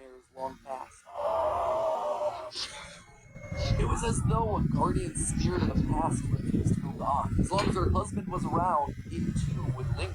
Only now, it wasn't just in one body, but was in the essence of the building itself. She had seen stories of houses built on burial grounds getting possessed by angry spirits, but she never assumed that it would be so. Then again, in a world of living spirit metal and mind control and glitches, who was she to be so judgmental? The whole thing was ridiculous. Why would this be the line that she refused to cross? After all, the Pizzaplex was built over the burial ground of angry spirits. But it was the power cords that finally convinced her that something was wrong. Suddenly, these cords were striped black and white, like the security puppet from generations ago. The very foundations of this place, the materials and wires that constituted it, were rebelling against her, against the Aftons, against the quest to bring them all together. And it was being helped by something else, something slithering through the building. If they were connected, she couldn't be sure, but a blob of living wires could be heard oozing through the walls, stealing pieces and parts of the old animatronics showcased in Rockstar Row. She could only assume that it was a byproduct of all the remnant they had collected. From Afton's testing, she knew that both light and dark remnant existed, one of positive emotions and the other created from anguish, anger, agony. Perhaps this thing was an amalgamation of all the darkest parts of the pizzeria's history, a collection of the hatred still housed inside these defunct endoskeletons and exosuits. As long as it was left alone, it seemed to be harmless. But if any Afton outside of Michael got too close, it would lash out wildly. Even young Gregory, looking to punish the family that had been complicit in its horrible creation. Little did she know, though, that Gregory should have been her biggest mistake. That bringing the family together would have some unforeseen consequences. Gregory was normally the goodest of boys. She had literally built him that way. But lately, he'd been disappearing more and more often, disobeying her orders, requests. She knew that he loved playing on the arcade machines once the Pizzaplex closed, being so good as to top the leaderboard on practically all of them. But lately, he was nowhere to be found. She suspected his absence had to do with Glamrock Freddy's failed performance the other night. He malfunctioned live on stage, almost as though the core programming of Freddy responded to seeing this rebuilt small boy. Almost like it awakened something inside of him. She'd have to make sure that Vanessa was on the lookout for him. But she'd soon come to learn that Vanessa wasn't enough. Whether it was the influence of the nightmare puppet or a reawakened hatred of animatronics seeping deep in Gregory's code, something had caused him to rebel, to rip apart each animatronic in the Pizzaplex. Bit by bit, this boy was tearing down the empire that she'd so painstakingly built, freeing Vanessa from her mind control, destroying the remains of Afton in the basement, setting Glamrock Freddy loose as her carefully created world crumbled around her one more time. She began to plot her revenge. She would have to bring them all to ruin. And there you have it, my friends. Nearly a decade in the making, my FNAF timeline for where the franchise is here in 2023. There are Fazbear Frights, by the way. As always, it wouldn't be right for me to finish without going over some of the more controversial takes that I just handed out. I think we can all agree that this part of the timeline was always going to be the hardest. So let me just break down some of the major points. First of all, the biggest swing, and obviously the one that everything else rests upon, Mrs. Afton being the CEO of Fazbear Entertainment LLC. Here's why I went with this route. Now, first and foremost, the head of Fazbear Entertainment is the single biggest mystery that we're meant to solve at this point in the lore. The Ultimate Guide brings it up repeatedly. Who's running the show? Who is okay with these decisions? And in the security breach memos, we get multiple mentions of someone manipulating things from the top down. Whoever this is, they are the person driving forward every other facet of late-stage FNAF lore here. They're the puppet master who's hiring the indie dev. They're the ones relaunching the brand, building the Pizzaplex over the burial ground. So everything at the end of the timeline relies on this one singular answer. Now, as I see it, there are two possibilities here. One, an adult robot Elizabeth, like we see older versions of robot kids before the closet, or Mrs. Afton. Could it be someone completely new to the franchise? Absolutely yes, but in a game with so many returning faces and repeating themes, it would be pretty random and arbitrary. So, between these two girl bosses, who then would it be? Well, Elizabeth always wants to please her daddy, so she'd be most likely wanting to bring it to life. But then, what's Vanessa's role? Well, Vanessa is clearly meant to be a parallel for Elizabeth. Same hair, some eyes, similar backstories, but if the main goal is getting the Afton family back together, which seems to clearly be the case in Security Breach, then there's no need for Vanessa to be involved at all. We already have Elizabeth running the show. It would also mean that we suddenly have two robot kids running around, which feels narratively repetitive and quite frankly kind of dumb. Now look at Mrs. Afton. We know next to nothing about her outside of any clues that we can get from Immortal and Restless and the Lord song. But what her being head of Fazbear does is make every other piece of the lore fit. Suddenly we could have one of every other type of character. One robot kid in Gregory, one brainwashed kid in Elizabeth/Vanessa, one OG works in William and one possessed by the mom. There, the thing that makes everything else legal. Legally, it's also the option that makes no sense. As I pull out my narrative, she'd likely have some stake in the original company and all of its assets. So as Fazbear folds as a company, I suspect a lot of it would have turned back to her. But there was one clue that really sold me on this particular direction, and that was this right here, in the Post-it room. The big lore central of Security Breach, a dinner table scene with the whole family, including the mother. And not only is she there, she is at the head of that table, the position of highest honor and responsibility. She is the one in charge, with William being relegated off to the side. That one scene shows that we have to include Mom in there somewhere, and the only place it makes sense for her to be is at the top. Now, there is one big dilemma in my interpretation of all this. The only guide really seems to point out that the hit of Fazbear doesn't want the Kreekcraft virus to spread. They call out one particular email in FNAF AR where the legal team calls a cease and desist to all action about scanning the circuit boards. And even in FNAF AR, we're told that the circuit boards get stolen back by the client, presumably once they realize what paper is on them. Try to stop Kreekcraft before he spreads and gets out of hand. Here's the problem with that, though. If the hit of Fazbear doesn't want Afton to rise again, why'd they restart the company in the first place? Why'd they build over the FNAF 16's lead? Why'd they go through an elaborate cover-up to make possessed Vanessa an important part of the company? This doesn't make a whole lot of sense. It would be the most inconsistent series of actions ever, but I did want to call attention to it since it seems to be the route that the official guide is trying to steer us. Moving on to minor point number one, Five Nights at Freddy's games were made by the Rogue developer. Here's the thing, FNAF VR opens with this line. That's why we have recreated many of these completely fictitious scenarios that you've been fed over the last several years. It's hilarious. It's recreating the lies told by the developer. And since Help Wanted has direct recreations of FNAFs 1 through 3, it means the games must be part of the fabrications that this developer made up. Also, all of this is heavily implied in the story of the same name, Help Wanted to build Kreekcraft and FNAF 1 through 3 canon games within the lore of the series. Big swing number 2, the elephant, or ghost in the room, Charlie infecting the Pizzaplex. John from the channel FNAF has made some great findings about Charlie's influence over the Pizzaplex. The cables that look like his bright parts, the puppet, nightmare mode, plus the divine cable across the Pizzaplex, the posters, the staff box, the smiles and ear dreams written on the front. All of these things scream puppet.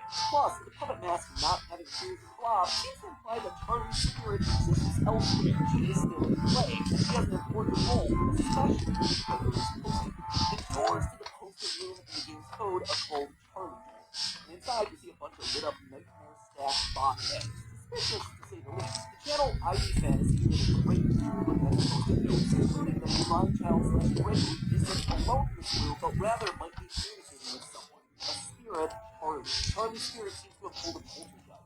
Instead of controlling one thing, she's affecting a lot of little details. Foundational elements of the Pizzaplex. And this isn't the first time that we've seen this in the franchise. We've seen spirits communicating with people through physical writing in the survival logbook. So we know that this is an established means of spirit communication within this franchise. And I suspect that to some extent it might be Charlie's influence making Gregory go haywire. Which brings me then to my final and probably biggest controversy in recent FNAF history, Gregory as Agent 46, the evil robot mastermind. Now, I know when I first came out with this theory a year ago, people were mad. But here's the thing, you don't have to take my evidence points for it anymore. The recent Tales from the Pizzaplex story, GGY, basically goes and just outright proves it. In GGY, we find out about a boy named Gregory who's getting all the high scores in the Pizzaplex arcade machine. When therapists start to go missing, it's confirmed that GGY is the one that's working to bump them off. And when animatronics start getting corrupted by a mysterious glitch, GGY's letters are found inside the code. He even chooses the code name Dr. Rabbit, for crying out loud. But obviously, by the time of Security Breach, Gregory is working against Birdtrap, Vanessa, and animatronics. Why? How? Well, it's not really clear. I tend to believe that something must have happened to cause him to either lose his memory or be reset in some way. Maybe it was Charlie talking to him in his post-it room, maybe in his head. Maybe it was the connection that he made with Mike on stage in Glamrock Freddy. Not exactly sure, and I don't think we have enough clues to solve anything yet. But it makes sense from a story perspective why he'd start off evil on Afton's side and then switch to trying to destroy him and not knowing who he is in security. And with that, my friends, I'm wrapping this thing up. Congratulations, we are on page 40. 22,000 words of FNAF, baby. Practically just wrote myself a Tales of the Pizzaplex short story. Have I answered everything? No. Does everything fit cleanly? No. But does it feel like the best and most cohesive narrative for all these characters that addresses most of the evidence we're given? Yeah. For me, honestly, it really done. So let's be honest with ourselves, the DLC will probably come out later this year and Ruby is wrong. With the Then comes Ruby, whatever. My descent to madness continues. And with that, my friends, we can finally rest. We can leave the demon to its demons with one final reminder that it was all just a dream. Okay, Fury, thanks for watching. Hey, friends, my name's Ian. I just want to say good job to survey orders. Bruh, how do I even get taxes? Yo, villager, you know where I can collect taxes for rocks? Yeah, dude, for sure. Just follow me. Should be right here. Bro. So apparently this is one of the places you can go collect taxes. Oh my gosh, I guess I'm going down. And into the villager mines we go, baby. Alright, well, I got no time to waste. It's time to get to work. You know, I never expected to become a villager slave in my entire lifetime. Bro, I should have picked the Ethno civilization. Well, after some off-camera mining, got myself some taxes for Grox. Damn, I didn't expect so many villagers to be down here the day before tax day. You know, I'm gonna keep collecting taxes. Wait, hold on a second. Is that dude getting robbed? Bro, where did that villager get the gun from? Yo, that gives me an idea. Alright, this is perfect. Yo, villager, give me all the taxes in your inventory, or I'm gonna kill you with this pickaxe. Wait, don't do this. Hey, yo, freeze! What do you think you're doing? I'm robbing this guy. Did you read the Grox Empire contract? No, Grox didn't even let me read it. It's against the law for villagers to rob fellow villagers. So for breaking the law, give me all of your taxes. Bro, did you not see the other robbery? No. And give me your pickaxe as well. Dude, I have absolutely nothing now. Bro, what the f- I am so dead, bro. It's already nighttime. Guess I just gotta hope for the best. Wait.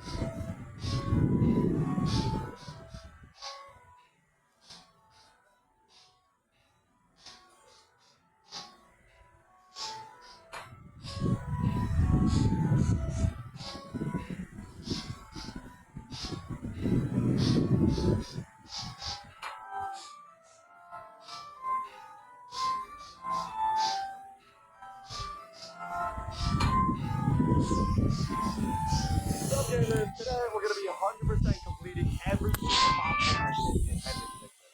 Breaking into the bank. There we go. It's this easy. We break into a bank, but how are we gonna get out? I You didn't prepare anything. We don't need a break now. We're just breaking in.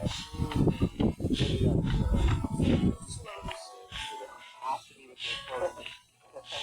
We can't go. Hey, that's how everyone's going to take care of that. That's the easiest way. Wait, you said explosive. Also the phone. Oh, no. A little too heavy for me. This is a little excessive. The Lord said. Shovel it in. Oh, yeah, that's so lame. Yeah, we don't want to.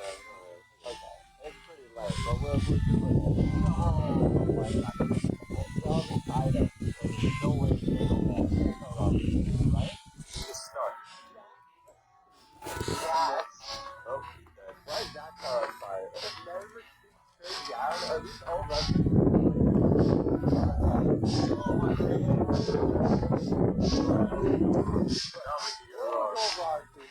You gotta think 2 steps ahead. What would go wrong with this? Nothing.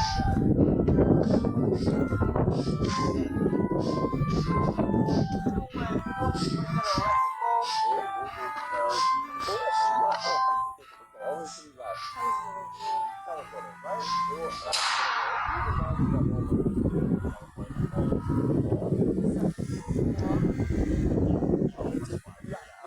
Oh, right.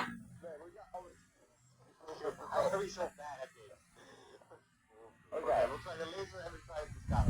Alright, let's just do it. Say that. Oh, nice. We got every single one of them. Are you kidding? Is this sky just the most boring thing you can think of? This sky's gonna be the one that works. Oh, just a bag of money. Oh my god. Just a bag of money inside the road. What?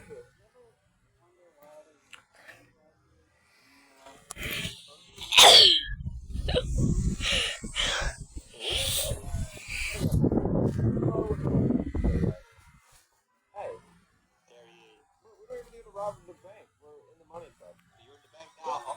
Oh my. Are we arrested? But we picked all of them. How did we get arrested? We went in though. We went in. Are we in? What's that? Oh, episode 1. Escaping the prison. Well, I thought we were gonna rob a bank. Well, we failed that. But now we're in prison. Oh my god.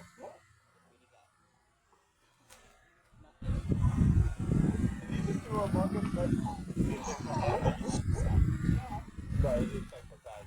Yeah, we're all good. Thanks, guys. Oh, a cake. Are we that? Oh, Jimmy. What do we got? Oh, I should know this. I recently escaped. Alright, this is the rocket launcher. I would be able to do with a rocket launcher. Like rocket launcher. I feel like that rocket launcher. What? And like that? Oh, yeah, just aim at the door. What? Oh. Oh, well. Hey, we're technically did escape prison. Yeah, I'm sure a few prisons throughout the world will escape. Energy drink? Are you drinking this right now? We're listening to Los Angeles Energy. Oh god, I'm good. I once had so much caffeine I actually saw my heart rate all night. Oh. Yo, stop time? Oh wow, what? Do that. This would be the best burger for us. Get out of here. I'll go back. Thank you. I appreciate it. Yeah. Oh my god. Now I want to go now. For free.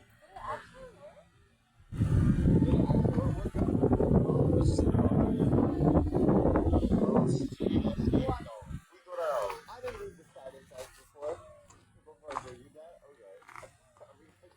All wrong. Just another warning. Wait, for the first time, it gotta work the second time. See? Wow! Oh, no way. We're free. Oh, the what? Then we go free.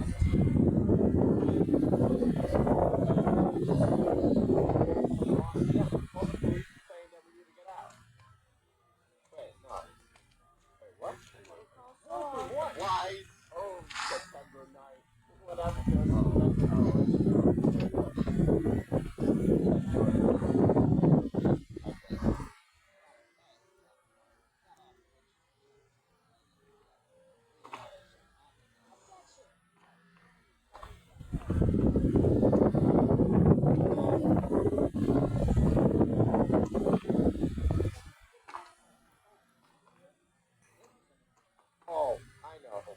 me this.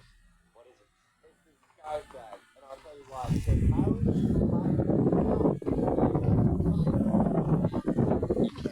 stuff in the bag. You got stuff in the bag. So it's disguising bag.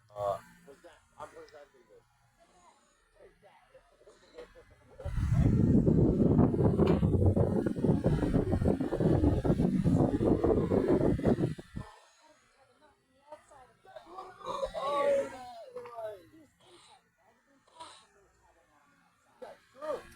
Possible.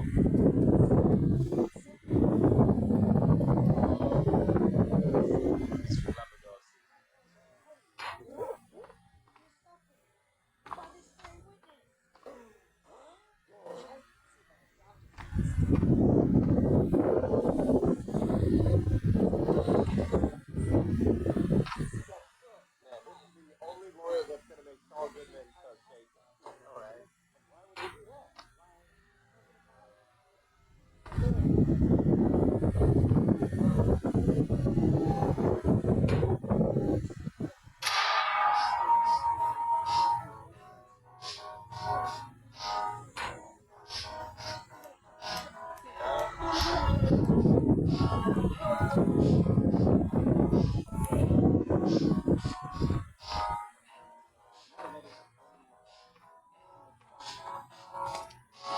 You're guilty.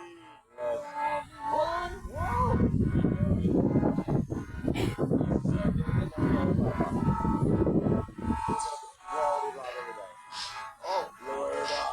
Silver blood. You have one that says, hey. Oh my god, so good at this game. Oh, Jason. Because now we're going to go back.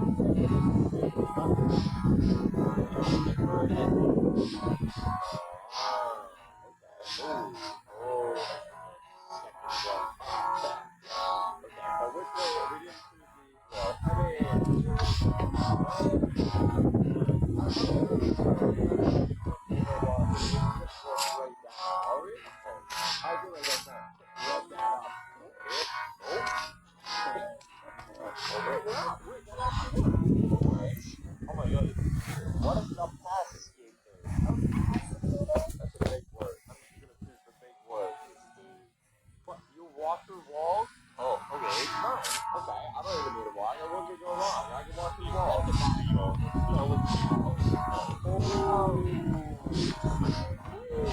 Dude, I don't think you should be smiling, man. I don't think you should be smiling. Okay, you can't go wrong with the country, okay, what? There we go.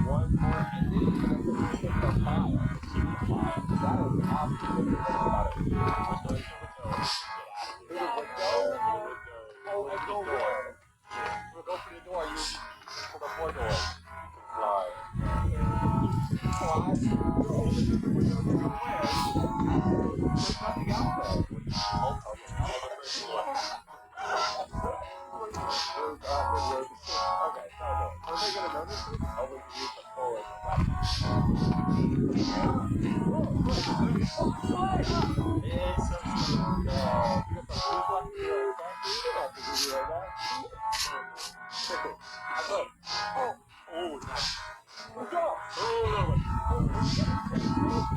Yeah.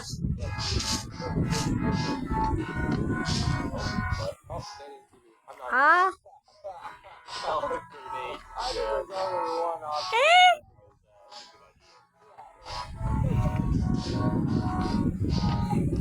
What?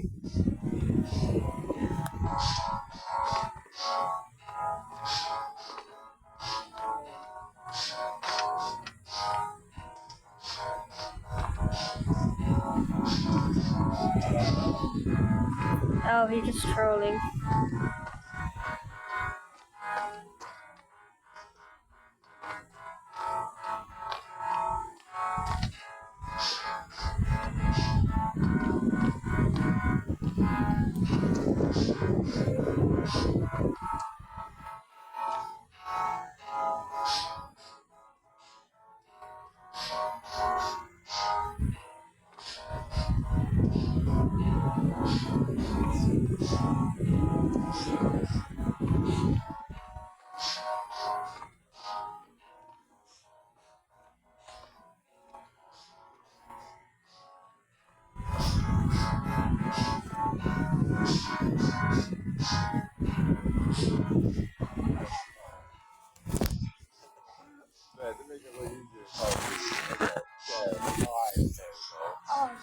Why would there be a power grenade in Predator? You never know. Let's let how it go. He's big fat. Shut up, janitor. That face line. Hold on, John Cena move on it. Oh, WWE. Okay, fine. I guess we'll go right it is. Oh, nice. So, hold on. Oh, I thought we were something off again. Huh. Oh my god, a jetpack? Oh, yes. But think about it, Larson. Puncher, man. You can't go wrong with punches. Just by punching. That would be punching, though. See? This actually works. On the brick wall. Of course. Well, you were right. What are the other Plunder stock option just went up by 9,000%. Yeah. They're so useful. I can see. Yes. Jetpack. Jetpack. Jetpack. Jetpack would have worked just as fine. Oh. That what? What? Oh, Oh, the animator looking at really lazy. That made her sell. Could have been worse. That's how Juicy got into our room. Yeah, I was parachute. No, he forgot his parachute, didn't he? Oh, that's not a parachute. Yeah, you can walk that off. Hey, then we'll go down with the row. Oh my god. Don't do that. That was it was good though. Huh? Okay, well, at least we escaped. We did all the escape ones. Oh, then we did everything. Oh, except 1 out of 2. What is this? Wait, which one option did we not do? What if I get chased here? Oh, Okay. Oh, yeah, that's it. Now we have everything. We got it. Alright, we're episode 2, stealing the dime. As soon as we see Freddy in the mirror. And then he's gonna figure out we're inside of him. Yeah, that's pretty weird. And that is going to be one of the very few times we're actually inside of Freddy. Because for most of this stream, we're gonna be outside of him since it's faster. But one thing you might notice at the beginning is we don't have the skip on with Freddy where we turn all the voices off, which lets you skip through all this stuff, and that's because that's a glitch. So yeah, we do have to listen to this very long dialogue. But finally, after way too long, we get the Faz Watch, which will let us communicate with Freddy, and finally we can click this button and actually leave. So yeah, 2 minutes in and we finally actually get to start the speedrun. So what we want to do is go inside this vent, and yeah, we're pretty much just venting for a while. We gotta run through it, which takes a little bit, but we get to get introduced to all the characters like Roxy. Well, actually she's the the only one that talks. But there's also Monty and Chica. And finally, after running for a while, we're gonna pop outside the vent. And first of all, we want to get one of the collectibles. And that's because we're doing all endings. And to get the VIP ending, we need a total of 40 different collectibles. So that's gonna be a Pizza logo shirt. And now we can actually go on to our mission. And what you're seeing me doing right now is bunny hopping. The purpose of bunny hopping is to preserve our stamina. We don't do it too often through the run, but we do it in these long sections where we want to preserve our stamina for a bit. And finally, after moving for a bit, we can take the photo pass and go right back to our boy Freddy, who now wants to talk to us for a while again. But finally, we're back inside of him. It's a pretty weird setup we have. I wonder if Gregory can actually see while he's in here, or if we're just looking through what Freddy sees. Like, is Gregory just only seeing darkness? That would be terrifying. But anyways, we now have to get outside of the Pizzaplex, and we're going to use Freddy to help us with that, because as long as we're in Freddy, we're completely safe. But we also see that Vanessa, the security guard, is trying to find us. Now, we don't want to get captured by Vanessa at all, so we gotta make sure she doesn't. But here's where something unlucky happens, where Freddy sees that we're broken, and he doesn't realize that I'm speedrunning right now, so he decides to take me over to the first aid tent. And we don't even get any first aid. We're just gonna pop in there and hide. And all we do at this point is see Vanessa talk to Freddy, like she just wanted to waste my speedrun time. But finally, after a while, she's gonna leave. We're gonna go back into Freddy, not patched up at all. Like, that literally accomplished nothing. But whatever, we're back on our way out. And at this point, we're kind of just walking below the Pizzaplex. Then we can head up some stairs. And finally, once we make it to this area, Freddy decides to kick us out because he doesn't have enough battery, and we got to go on our own feet. And because of that, we have to escape a bunch of animatronics. What we're going to do for this first one at Chica is we're going to use a distraction. Then we can crouch down and still sprint while you're crouching so she doesn't notice us. That's going to be the first animatronic done, and we can start running again. Basically, if you run in front of the animatronics, they will hear you, and they're pretty fast, so we want to be careful about that. We'll go between that, we'll run a little bit longer, making sure to get rid of all of our stamina when we see Monty, since we'll recover it during that little cutscene. After that, we're going to do some sprint jumping, just preserving our stamina as much as possible, especially because Monty is very slow, so it doesn't even matter. You could walk and Monty probably wouldn't catch up to you, but then Chica also comes by, so literally everybody is trying to attack me right now, but all we got to do is make it up some stairs and go into a security office, which is basically one of the safe spaces. It keeps us safe from the animatronics, but you can only stay in here for a while because soon the battery is going to run out. And you can see Monty just pounding on the door like an idiot. Yeah, we're not fans of Monty in this game. We'll never forgive him for killing Bonnie. Now, after a while, we're going to get the Pizzaplex cameras, which allow us to see everything going on, but we're not really going to use it much. I mean, it's there. It's just like, it's not going to help us go fast, especially when we already know how to deal with the animatronics. Like right here, we can just take the right path, go through those doors, and now we're at the entrance. Unfortunately, though, right when we make it to the entrance, the Pizzaplex is going to close. It closes down all the doors, and now we can't get out. So what we want to do now is some more bunny hopping over to the present, which is going to give us an entry pass, and that's going to allow us to go deeper into the Pizzaplex. Now, in this first little area, the only animatronic we have to worry about is Chica. And we don't really care at this point if she sees us or not, so we're actually going to make her see us. I mean, she probably won't catch us. And we can see she's kind of just behind us right now, which is a little terrifying. But as long as we're fast enough, she won't be able to catch up to us. I'm just going to check behind me, make sure that everything is fine, and we'll run down this section until we make it over to this present, and that's going to give us a Mr. Hippo magnet. Yeah, for some reason, Gregory says it's lame. I think it's pretty cool. But now we have to go to the other section. Chica is still going around the halls, though, and at this point, we really don't want her to see us, so I'm just making sure she's all the way on the other side. I don't know how she got there that fast, but now we can go through here, making sure we don't get caught by the security bot, and find another present within this kitchen, which is going to give us the Glam Chica Plus.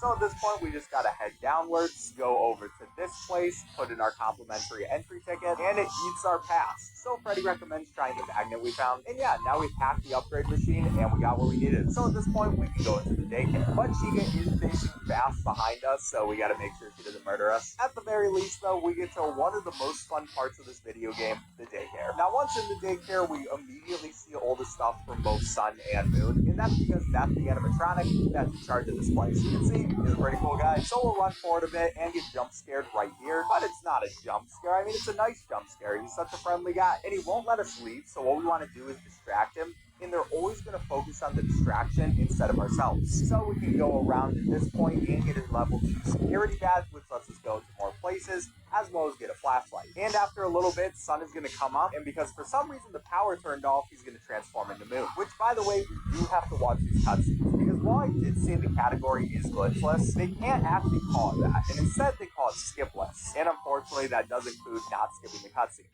So yeah, it's basically no intended glitches, and also don't do any skips. But anyways, at this point, what we're gonna do is knock down one of those, and that's gonna make it so Moon goes over towards there, and we don't have to worry about him, and we can start turning on the generators. Now, in the updated version, I actually didn't realize this, but they made it easier. You can see that all the lines to the generators are now color-coded, so that would have been really nice when I was speedrunning this game all the way 2 years back. But, you know, it is what it is. That's going to be generator number 2. Now we can start going down here. We can see the green wire leading us right over to generator 3, where we pop out on that side.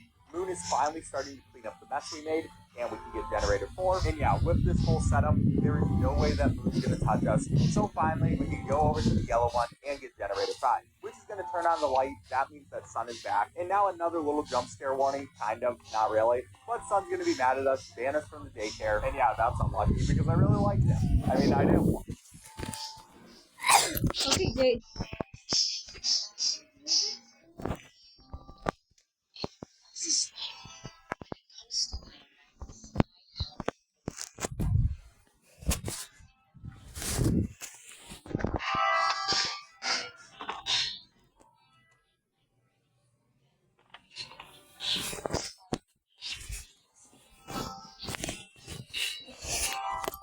Okay, let me show you.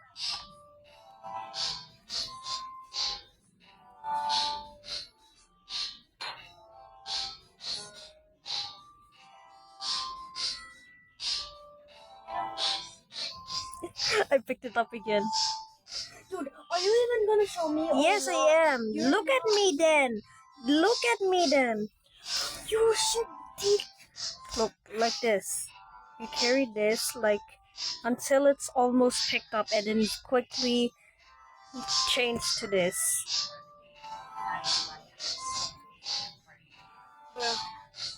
Haha, you did that. It doesn't work all the time, but it works more. Oh, I did it again! I'm back. I just wanted to show you. Well, you already Place it. did. Why did you Place it now. again? You already did. Why did you do it again? Wait. Bro, place it. Bro, because remove your freaking.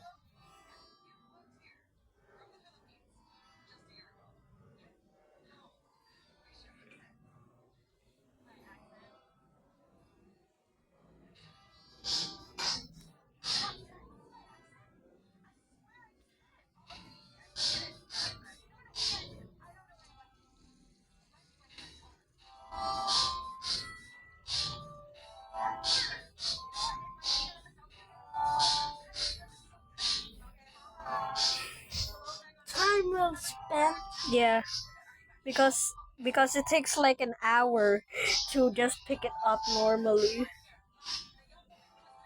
Look, I'll do it again.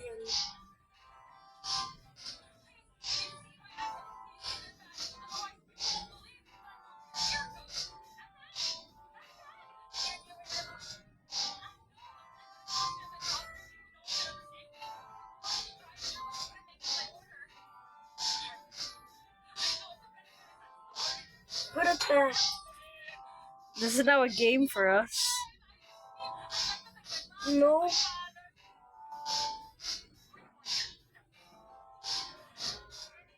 No.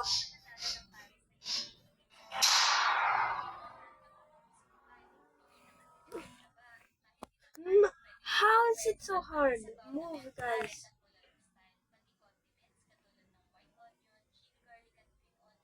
Whoa.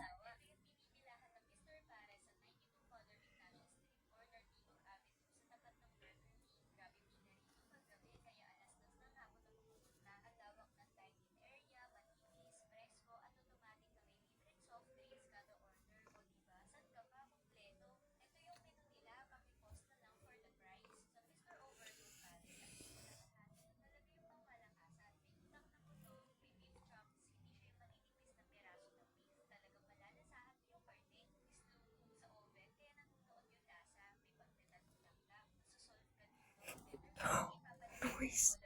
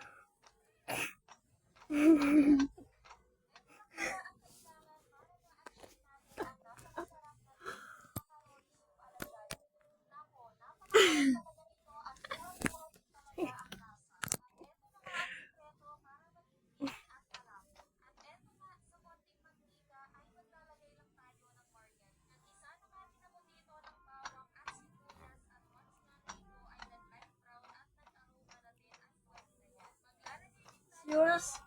You. No, you. Joke lang. Joke lang. Wait, I'm just going back to base. I'm just going back to base. Chill. It's a joke. It's a joke lang, man.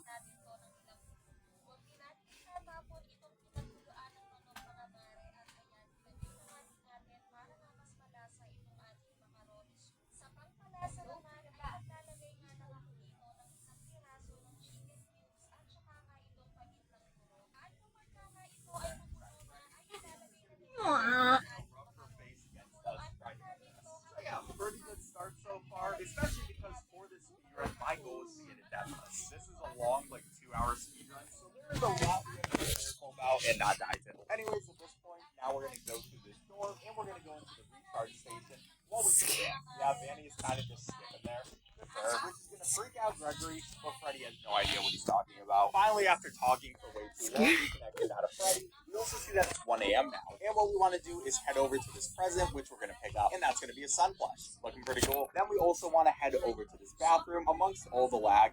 Yeah, by the way, if it does lag, it's probably not your video, it's just the game. This game really does like lagging a lot, and there's not too much we can do about that. Anyways, that's going to be another present right there, and now we can head over to the elevators. Basically, different areas are gated off based on how good your security badge is, and since we got level 2 of Sun, now we can access more. And of course, once we get out, it's time for the Mapbot jump scare, where Mapbot really wants us to take his map, and of course we're going to take him because he's just such a nice guy. Thanks so much, Mapbot. I love you. Anyways, we're headed over to the Chica area, or I guess I can't really call it a Chica area, one of the many Chica areas. But we also want to make sure these staff bots don't attack us. Basically, if they find us, then they're going to call one of the animatronics over, and we obviously don't want that. But now we're venting again because Gregory just loves doing it. I would be way too terrified to do this. These vents are scary. At least they give us lights for some reason. But here's another kind of jump scare right there where we see this really ugly guy. Yeah, I almost feel bad for him. But anytime we go inside the vents, he's going to start chasing after us. But it's pretty easy to outrun him. And then we can slide down this area, which we just have a really fun time sliding all the way down.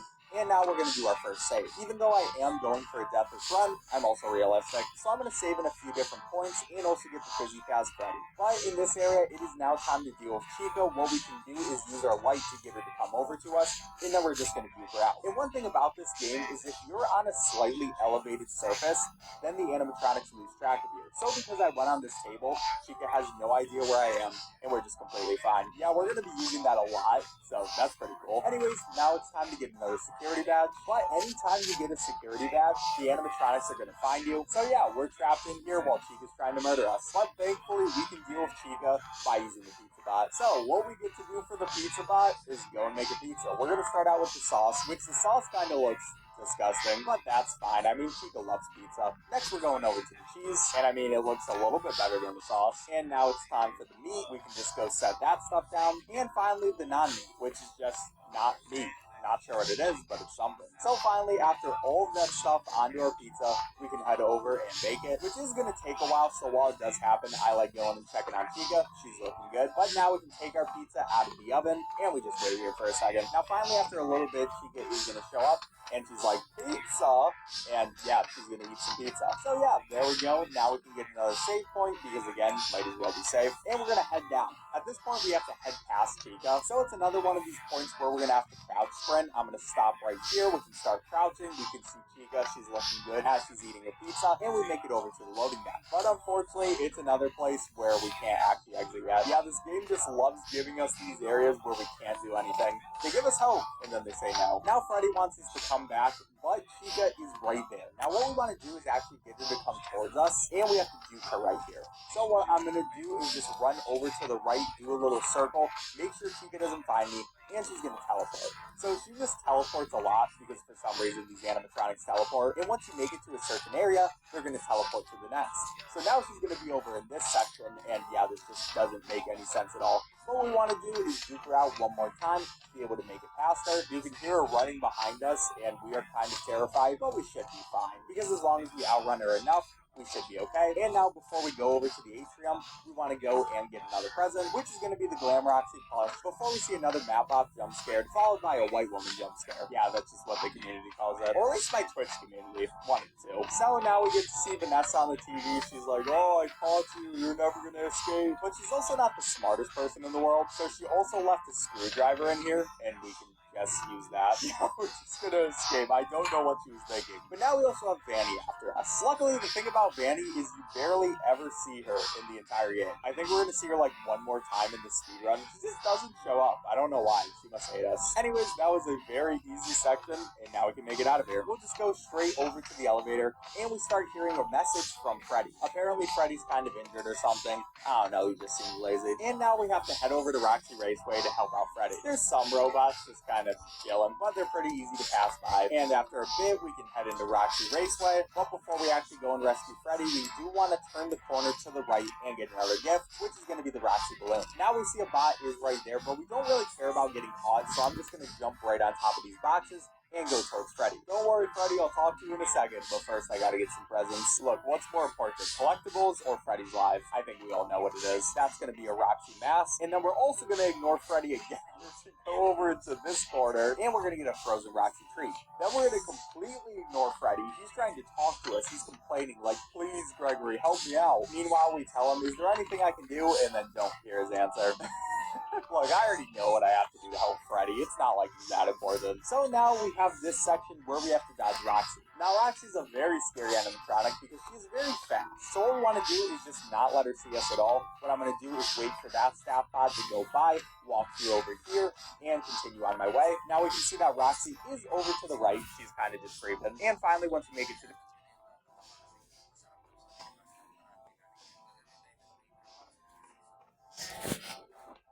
Yo.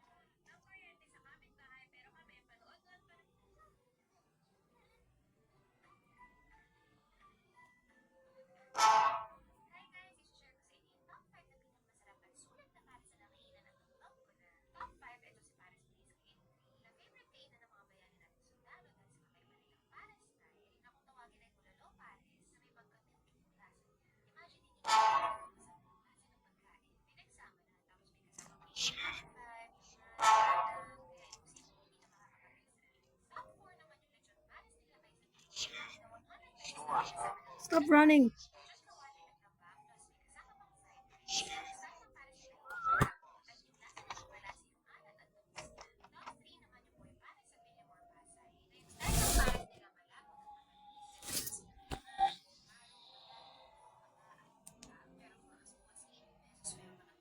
Are you blind?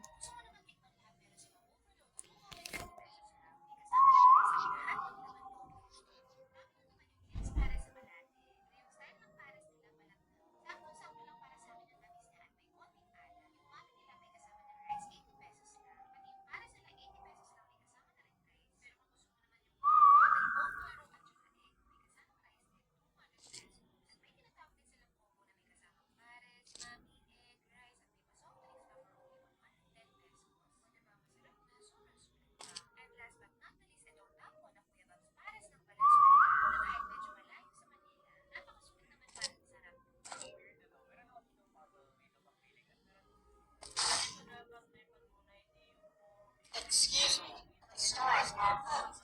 Please leave.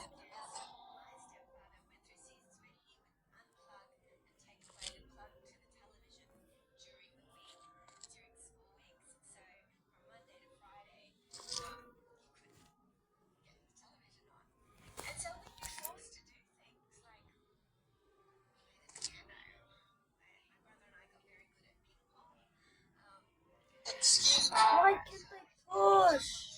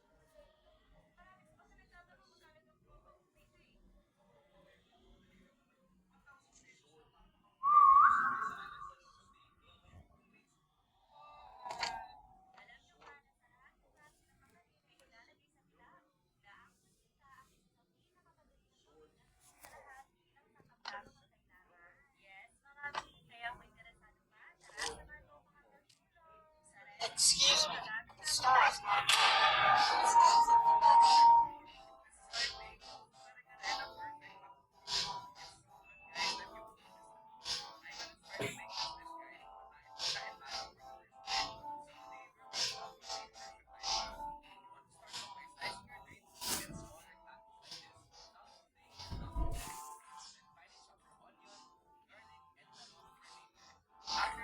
This area, we can start running again. This part is a very scary part for me. I have lost friends to this before, but there's no way for Roxy to actually come after us unless one of these staff bots sees us. So as long as we're playing this kind of safe, making sure this guy doesn't see us, we should be fine. I'm gonna wait him out for a little bit. Usually I never use hiding spots, but I just want to make sure he doesn't. I tried to push our friend. And I am. why? I'm literally pushing my friend. Who is your friend? Our pet.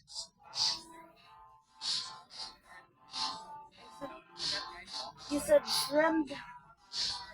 I meant to say pet.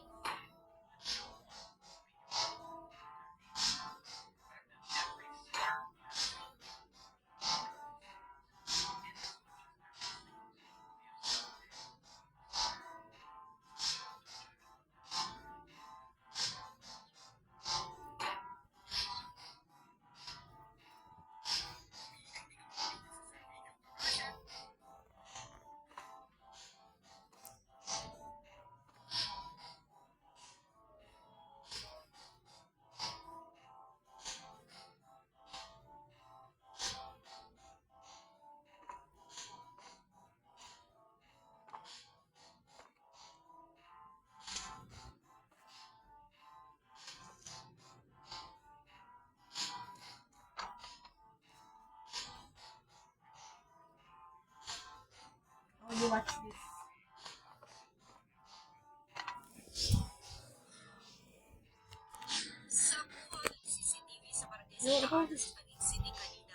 Nakikita ang paglabas ng lalaking ito mula sa isang gym. Ang isang lalaki na nakaitim na t-shirt tumigil sa labas at tila may inaabangan. Ilang sandali pa, hinampas niya ng kahoy ang isang lalaking nakaputi na lumabas ng gym. Maya-maya, isang lalaking walang suot na pangitaas ang sumugod sa lalaking nakaitim. Naghampasan sila ng kahoy. Sa isa pang kuha ng CCTV, makikitang bumunot ng baril ang isang lalaki at pinagbabaril ang kanyang kaaway. Bumulagta ang biktima habang nagpulasan ang ibang nakipagrambulan. Critical ngayon ang biktima na kinilalang si Aldrin Bayani, 21 anyos. Ayon sa pulisya, may dati na raw alitan ang mga sangkot sa gulo. Ang tatay naman ng biktima hindi matanggap ang sinapit ng anak. Bakit kailangan yung gawin na bandit pa? Okay lang yung masaktan. Oo. Susukan sila, pwedeng magano. Pero yung gagamitan mo ng baril, mali na yung ginawa niyo. Talagang may intention na papatay siya ng tao. Dapat, sumuko siya. Sa kabilang barangay naman, inaresto naman ang 16 anyos na lalaking ito matapos mahulihan ng baril at hinihinalang shabu sa police checkpoint. Nauna siyang sinita dahil nagmumotor siya na walang suot na helmet. Tinangkapan niyang takasan ng mga pulis pero inabutan din at tuluyang hinuli. Nang inspeksyonin ng kanyang bag, nakatagpuan ng 7 sachet ng shabu na may street value na 54,000 pesos. May nakipis ka rin baril. Nakikita namin na yung baril na nahuli, may PNP marking po kaya. Isn't it? The one that, the one that, That's what it? the fighting? Huh? Did you watch the fighting? Release. The first one, the second one.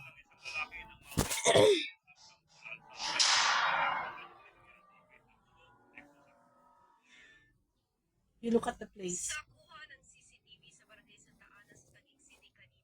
The motors, the motorcycle. Oh, the place.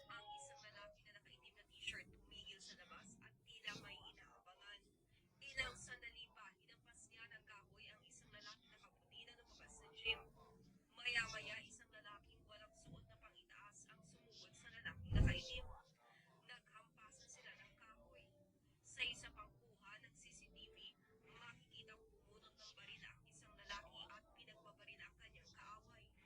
Bumulagta ang biktima habang nagpulasan ang ibang nakipagrambulan. Critical ngayon ang biktima na kinilalang si Aldrin Bayani, 21 anyos. Ayon sa pulisya, may dati na raw alitan ang mga sangkot sa gulo. You watch it? Why the heck did he smack him in the head like that? Yeah. That's why. Okay, because you are boys. Most of gang fights are in the boys. Okay? I don't want you to have a fight because you don't know who's you're fighting with. Okay? If somebody is fighting, don't ever try to stop them. For example, there's someone fighting in front of you. You try to avoid them. Okay? Okay. Because sometimes the one who is asking them to stop, they were the ones who are getting hurt. Okay? Do you know that place? Have you recognized that place? Do you remember when Is that you're the in M-Top? top? Oh, Yeah. I knew it! What the heck? I thought I recognized it. And do you know who's that guy? Who? It's Jaden's Luke's cousin, I guess. Oh my god. Huh? Why? What's that? I don't know the reason, but when I look at the video, it seems like they were going to fight the other guy, and then I guess he is their friend. He is his friend, and then so he tried to fight also, or he tried to make the person stop.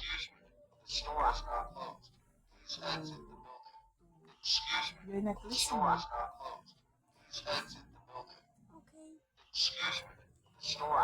Then what happened is the one with the one who were fighting, the other guy, hit him also. Okay?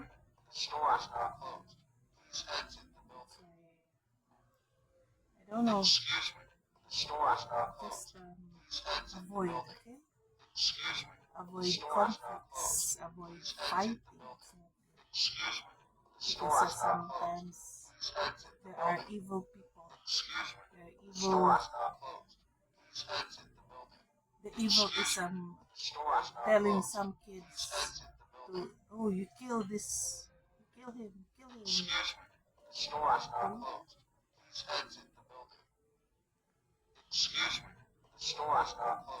They are making what they were playing real. That's why when you're playing the killing, actually it's not. Yeah, but of course I like the game. Like you some like the games I game. like, but I wouldn't make it. I wouldn't go too far to try and recreate it. But you should know that it's just a game, okay? Yeah. If God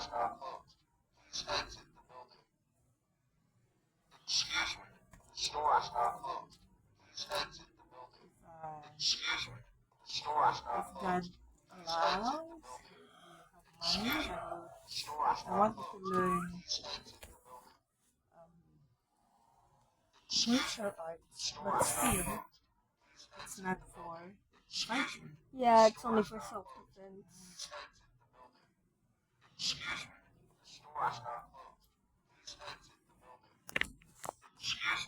You both go to school? Yeah. Yes? Still? Oh, maybe because it's just the last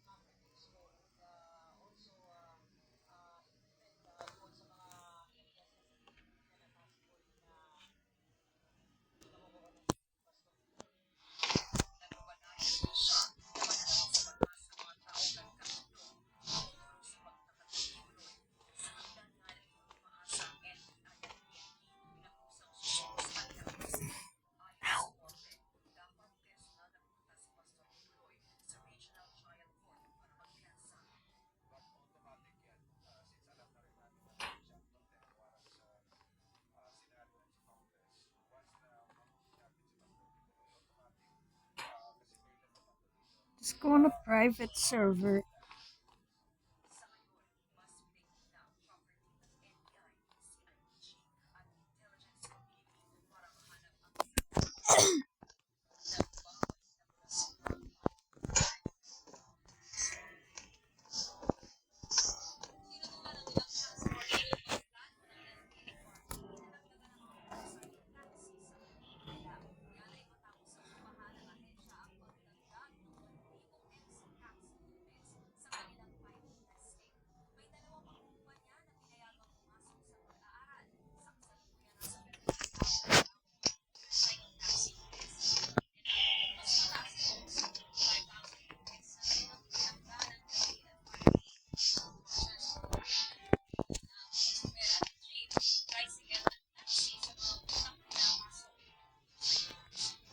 Bolton is gonna play with us.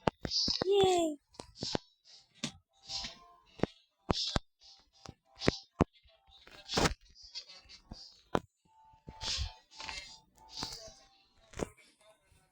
What private server?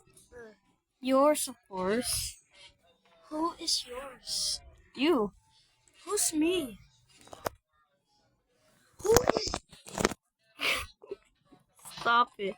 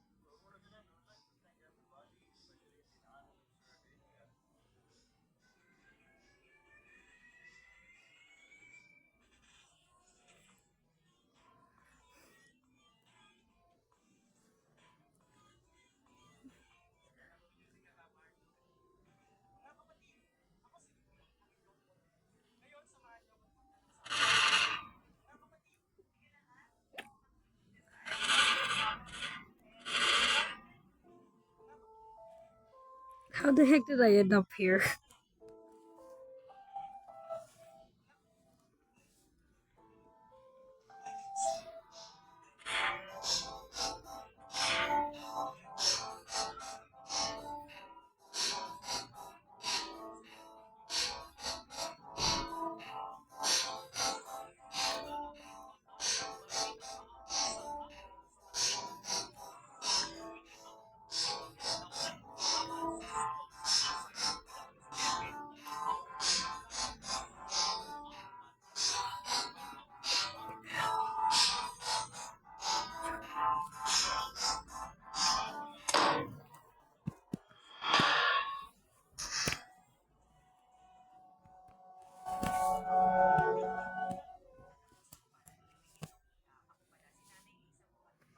Give me admin again. Why? I rejoined. Wait.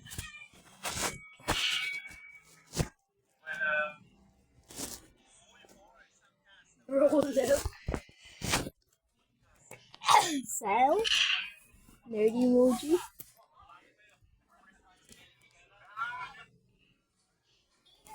What's here?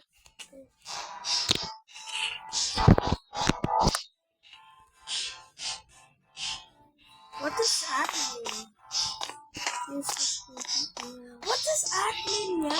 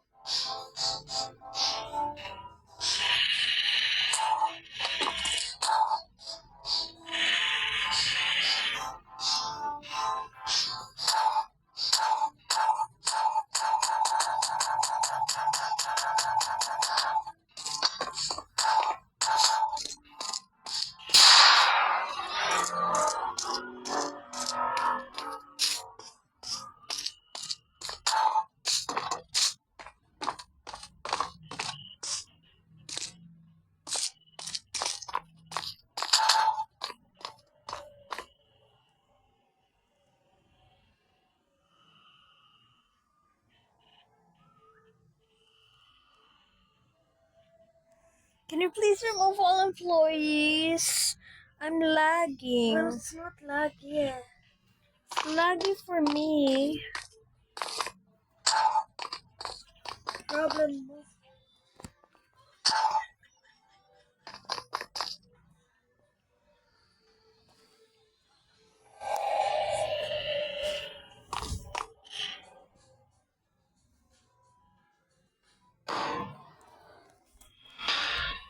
all died. What?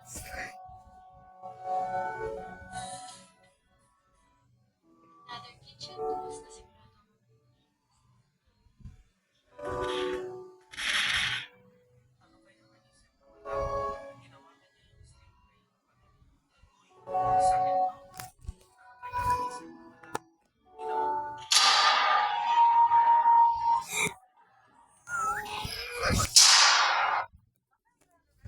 Kick me out, man, again.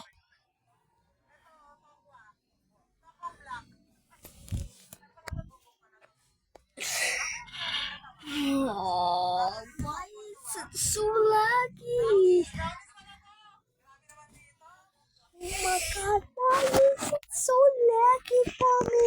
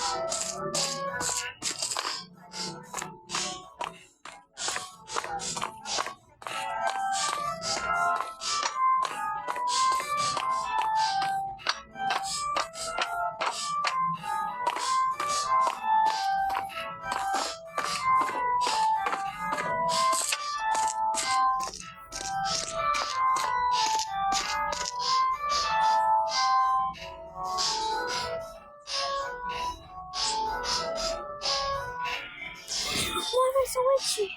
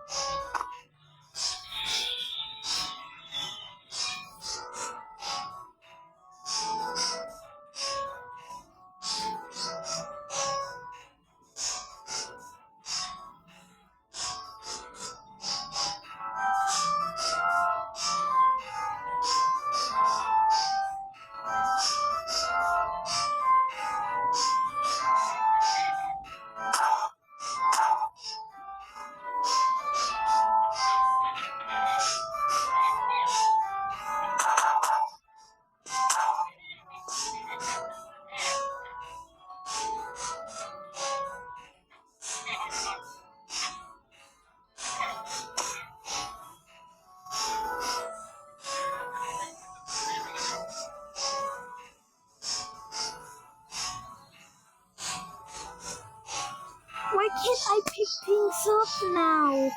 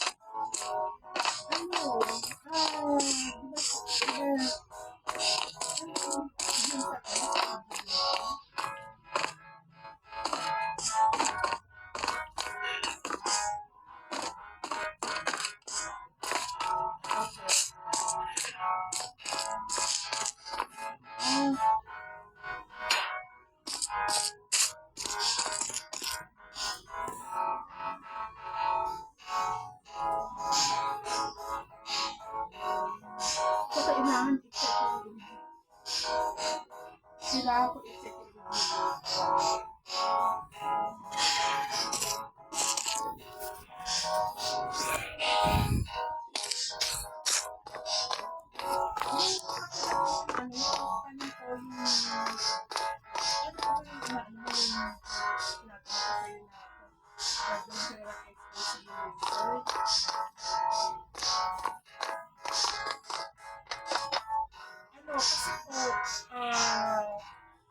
Hindi siya na-bill yung dealer for season. Dapat binili siya ng November. Kasabay ng mga nauna. Hindi niya siguro kaya malinis yung basta sa so wala siya yung siya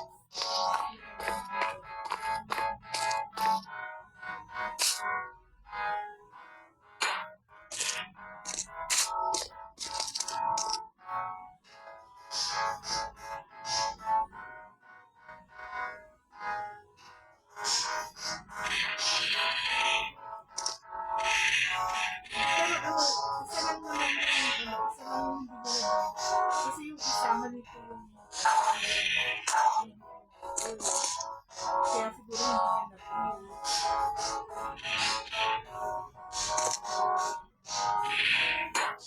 Yun nga, pero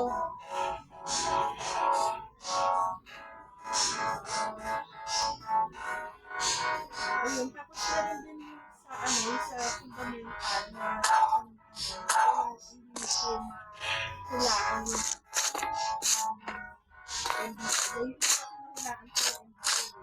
pero itong yung si Elsa, hindi ko talaga makuha kung ano yung mali ko sa pagkakas kaya sana kung si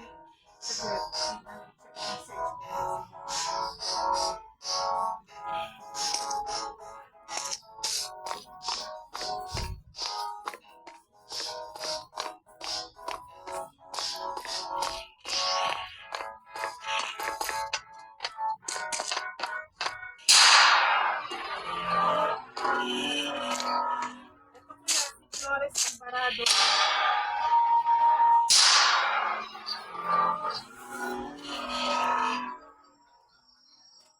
Fundamental. Sige po.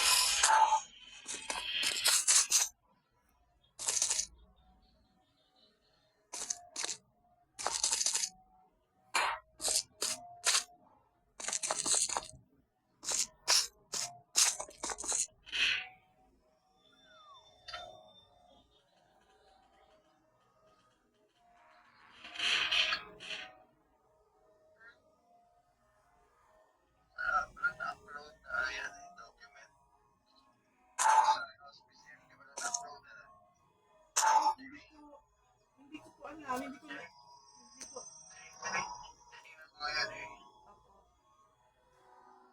Ano talaga yung FBI niya? Harap nakita mo ito? Opo, nakita ko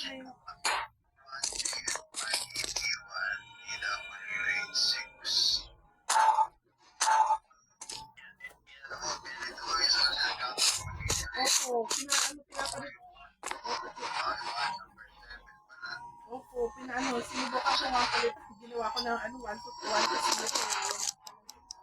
0 to 9.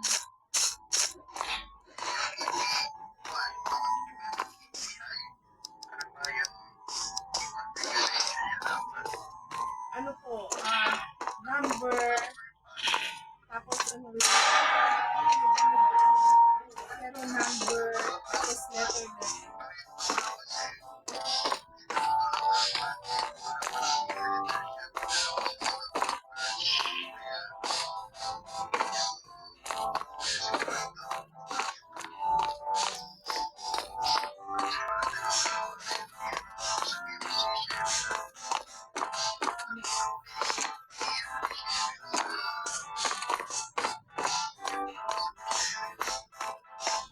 mo sa fundamental. Sige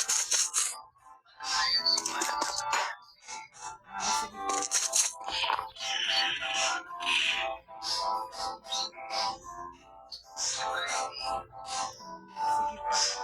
Tapos yun, ano yung NBI.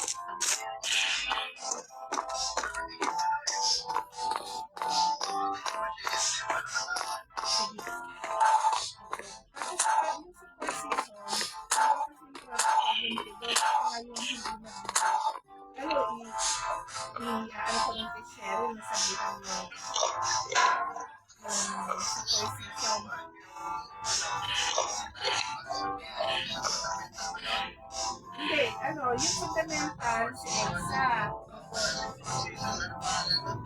Yung sa Four Seasons, si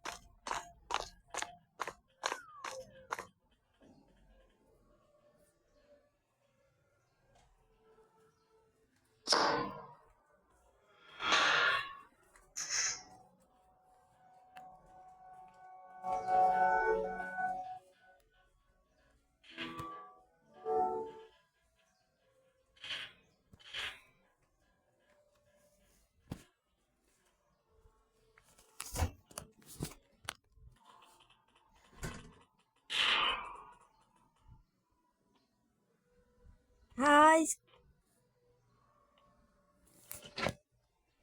Oh, I'm stuck. I'm stuck.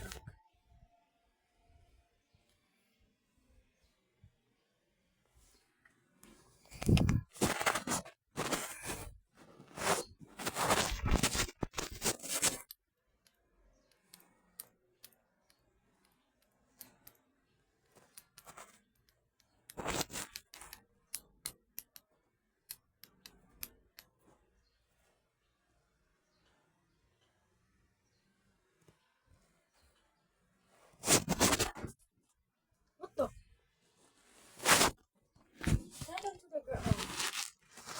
Murder us. We'll see this guy. I can just go straight past him because they can only see where their flashlight is, and that would. Cool incident where the whole game is full of Mario's face. I haven't seen this. I have not seen this. Wait, what in the world? What game is this? Thank God I wasn't playing. Lastly, yeah, I wasn't playing during that time. Wait, what is this? I didn't hear. I was too busy talking. Wait, is he gonna run? Wait, wait, what? That's a hack? Wait, I'm so... We'll meet those two lovely players. Hope they can finally rest. And that is why. Bro, what just happened? What just happened in that video? Is this Lisa Gaming? This girl can destroy your house. How can destroy your house? Yeah? Let me explain. You're probably saying how she can destroy your house. Yeah? Well, if you ever played Bloxburg, she would destroy the house. Okay. Her name was Lisa Gaming, and she was known for being the most hated Roblox player. I think she is the most hated player on Roblox. Everybody knows who she is, and everybody hates her. Yeah. She also posted rumors about YouTubers saying horrible things. True. Those rumors weren't true, but many people believed it. Nobody believed it. Kept getting their houses destroyed. She got banned. Lisa Gaming has never came back since.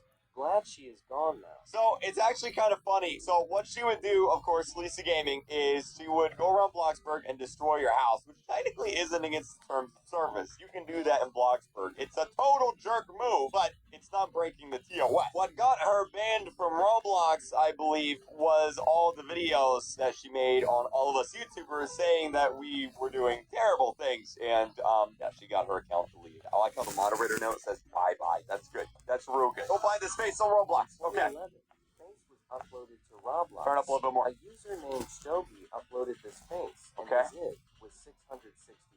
I haven't heard about this one. This is exciting. People who bought the face never came back. Okay. If you joined games with the face, you would hear screams saying horrifying questions. Like, if you ever wondered if you died, or would you lock yourself in the basement? Bro, I live in the basement. I'm a YouTuber, so of course. Nobody knew who was saying these questions.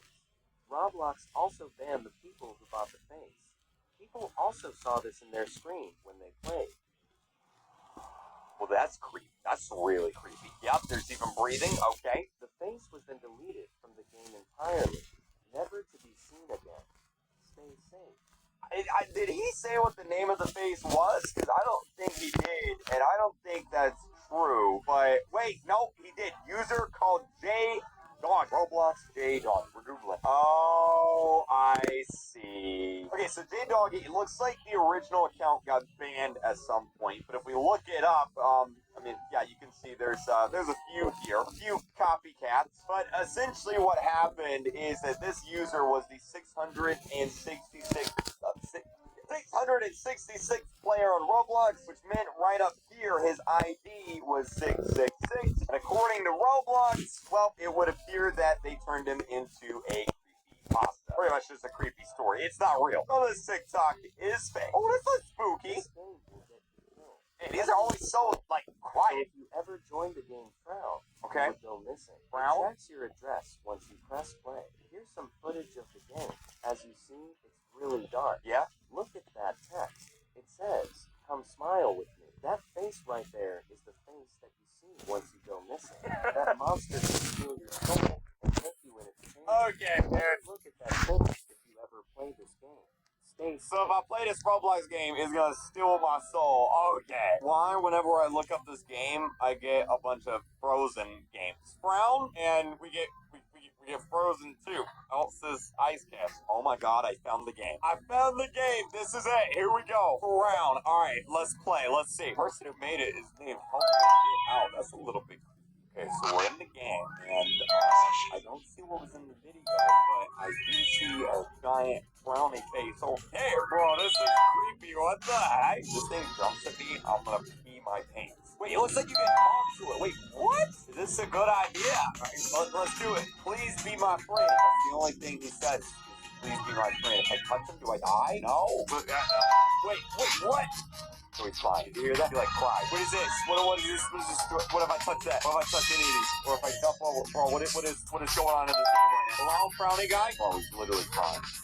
What the heck? Okay, I'm out. Yep, that's creepy. I'm out. Oh, I didn't get my soul stolen. One's never been gone. Seems to still be intact. I think this one's fake. Oh, this looks creepy. What's this? This will refresh. Alright, turn it. Serious game, Roblox? Let's go first blood. Wait, what's the game called? Probably just my opponent. What is that? Why is it coming to me? Oh my god. Bro, that is so. Let's just pretend that didn't happen. What the heck? Oh no, it's still again.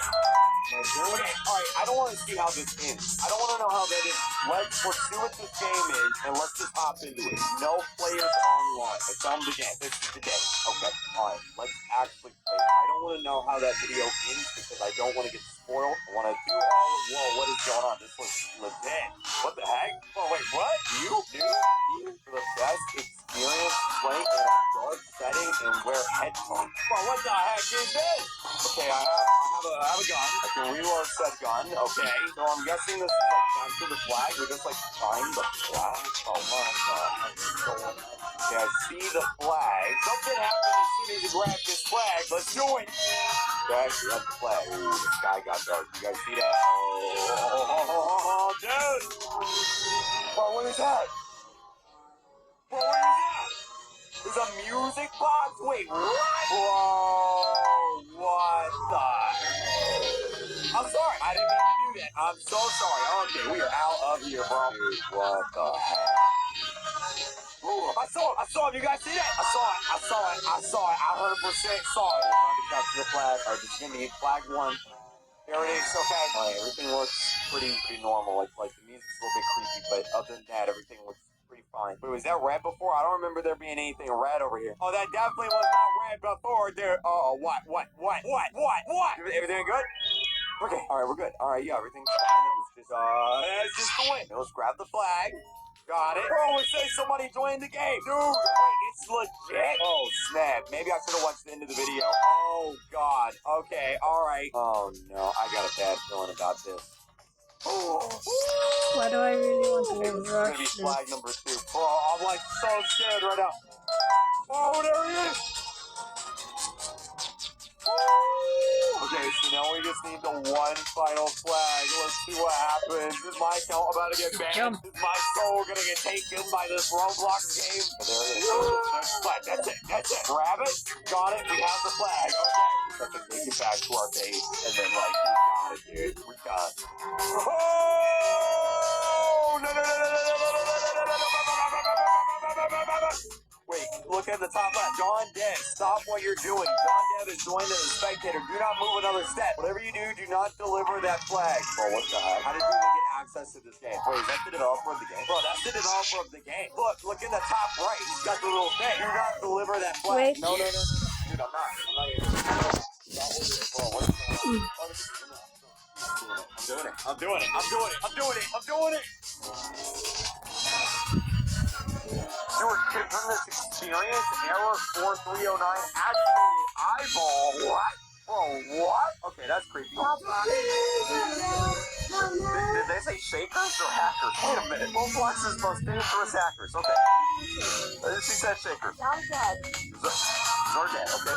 So Zargad was a user in Roblox bucket. He adopted a normal user. User? Okay. After that, in 2019, he activated the Activated one of the games. Okay. Murder Mystery 2. That's a popular. He watched it for like 2 months or more. He got so convinced that the game feels the actual I played in 2019. I don't remember that happening, so let's keep going. So they started playing. Pass. Popular game. Like Murder Mystery. After like the last game was back, but one player saw something. I don't think the game was ever taken down, so I don't know how true this one is. He saw that they're watching using like a red button behind Fox in the lobby. Okay. With a character, a doctor. Soon he was seeing like that. What is that? What looks like the thing from Alice in Wonderland or whatever that movie was? When he's smiling like this means the breathing is alright and it's only to scare you. Scaring But you? if it's like if you need to run fast, Okay. mostly Impossibilito ran out of him. Impossibilito. I feel like the text-to-speech is having a stroke here. When he catches you, it disconnects you and bans your account. 40 players and more were banned.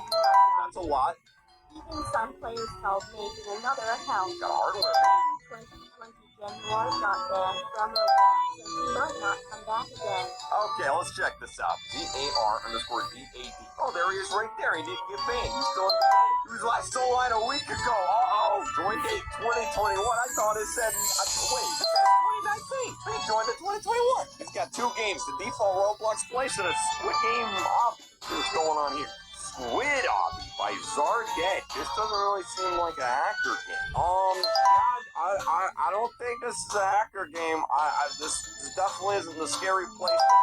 Wow. Oh my God. Someone else. Dude, what in the world just joined my game? Okay. All right. Enough of this game. Next, what do we got? All right, here we go.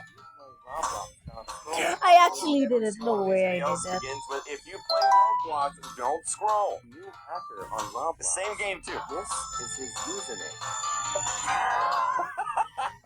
His username is Uwu?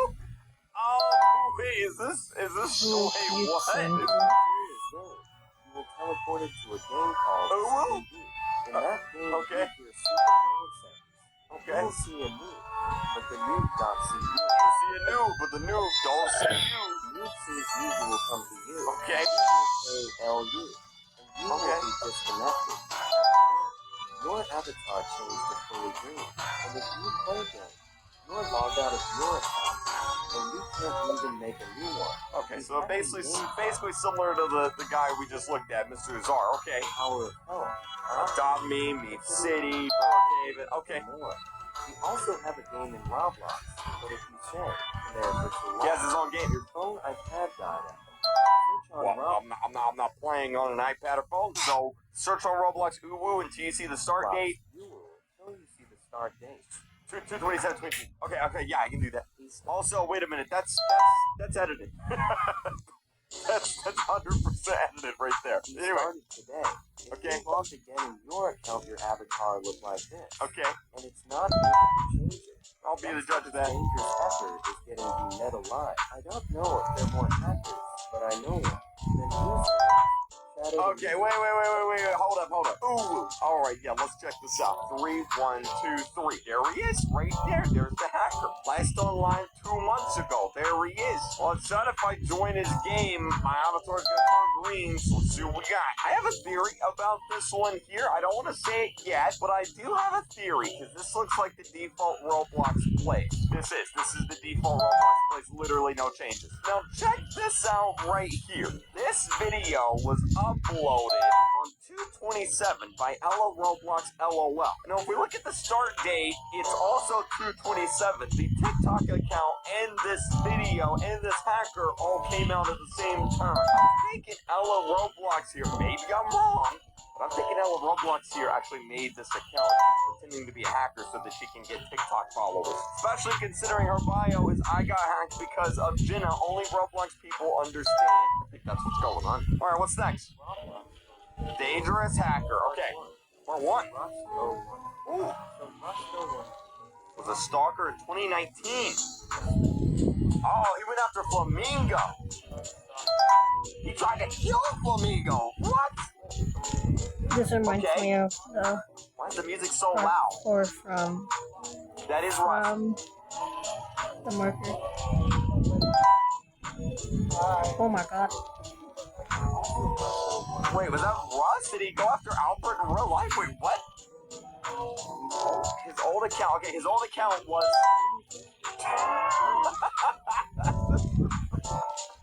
Dude, imagine being a Roblox hacker and your name is Jimmy Biscuit 74. That's your avatar. Better watch out, guys. You don't want Jimmy Biscuit 74 to hack Roblox. Guys, guess what? There's a new Roblox hacker. His name is Jimmy Biscuit. Oh, we gotta look this guy up. Jimmy Biscuit 74. There he is, right there. Last online 2 months ago. Jimmy Biscuit lives on. Ooh, he has his own custom game, Sleepy Meadows. Let's see what's going on here. Okay, give me something good, Jimmy Biscuit. I mean, your name's kind of funny, so give me something good with your game. This better not be the default Roblox. Oh, this is different. What the heck is this? Wait, why am I walking instead of running? I have a lantern. Whoa, what in the world is this? Welcome to Sleepy Meadows, Manitoba. Isn't that in Canada? I think it is. I can't sprint. Everyone's walking. Everyone's joining my game. I don't know if that's a good idea. You guys might not want to join my game right now. What in the world is going on? Well, Jimmy Biscuit 74 definitely did not disappoint. It's weird because this game looks like the default Roblox place, but it's like destroyed, like a nuke or something went off. Is there anything in the house? I don't see anything. Dude, if something jumps out and scares me, I'm going to lose my mind right now. Oh my god, okay, dude. That sounded like it was in real life, but it wasn't in real life, it was in the game. Oh my god, that freaked me out, dude. Okay, there's so many people. Luckily, I've got these people to protect me. These 8-year-olds will protect me. I'm gonna go in this house. Alright, let's see what's in this house. Like, are all the houses the same? It kind of looks like they're like the same model or something. No, they're different. They're different, just a little bit. Is it gonna do the little... Oh wait, I can't... Oh, there we go. Okay, nothing's up here. Let's go to the back of the map. Yeah, let's follow the road this way, because there's more stuff over here. 5 hours later.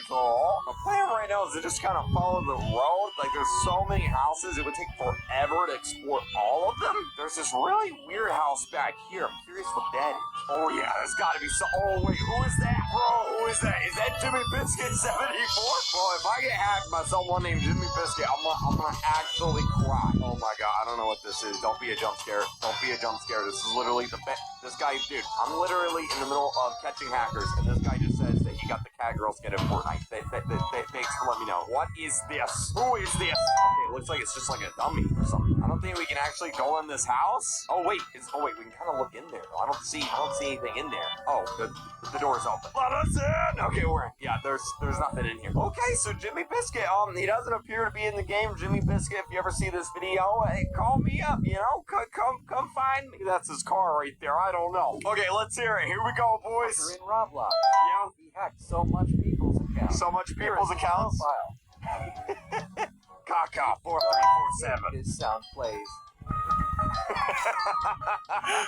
Bro, we gotta go into his So game. What the scary, heck? right? That is terrifying. Here's the proof he hacks. Okay, let's see this proof. There he is, Kaka 4347. He's got a gun and he's just firing. Is that? Oh, there he goes. He's flying. Okay, I can't help but notice the admin command right there on the left. Out there. Stay safe out there. Okay. Oh my God, he's real. What the heck, dude? Let's go in his game. See if the sound plays, guys. I think I just got scammed. I'm not hearing any sound. I'm not getting hacked, and I'm also not hearing any sound. This is the worst TikTok hacker I've ever seen. Okay, what's this? Why is nobody on Roblox talking about this? Talking about this. Talking about what? What are we talking about? So you guys remember the dip dips? I do. I love the dip dips. Yeah. So, they were a massive Roblox hacking group that claimed to be super powerful. Yeah. But most of their members were fake. They just liked to raid games and spam. By most, they mean all of them. But there's something way more serious. Okay. They call themselves The Yexnets. girls, bro. What? They are a group of hackers that are growing in members quickly Yeah. and hacking more and more people day by The day. Yexneck. They say that they can find your name, location, and all of your personal info that you wouldn't want out in the public. I mean, I guess if they Google it, they could. Like, there's a lot of information out there on Google, but like in Roblox, nah. Be careful because these people are very dangerous and they're hacking a lot of people right now. Really? If you find yourself in a server with someone with Yexnix in their name, leave as fast as you can. Okay. Do not talk to them. Do not go up to them. Do not report them. Wow. Wow. Say that they're fake. They will Don't hack say they're fake or you'll get hacked. Okay. Be careful around They're these fake. people. I encourage you to believe this for your own safety, so you don't get hacked. Yeah, okay, alright. Thanks for the info. Look this person up. The Yexnix. Oh, here they are right here. Last online a week ago. Oh, look at this. They actually. Whoa! What the heck? Wait a minute. Oh my god. How many accounts did they make? You know, I gotta say, I appreciate the dedication because this is like an entire weekend gone. This kid, instead of spending his time hanging out with friends, playing some Roblox, he decided to spend his whole weekend making Yexnix accounts. Here's the Yexnix meeting. Let's see what this is. Oh, here we go. This is great. Wow, they really spent a long time making this, didn't they? Oh, this is one of those. You gotta have the passcode to get into the leader lounge. I don't know what you call it. The stage, the podium. 1, 2, 3. Enter. What a lovely group. I love that in their badges they have the Lanky Box event badge. You completed the Lanky Box event. Earned this badge an easy obby. Easy obby the game. You know, I mean, it makes sense that they're Lanky Box fans, right? It makes sense. The Lanky Box hackers. Guys, there's a new hacker! The name goes by ZG2020222.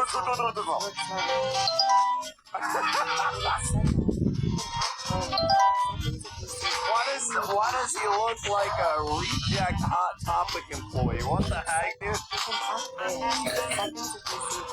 Yeah. Okay. That's a lot. Oh, is that a challenge?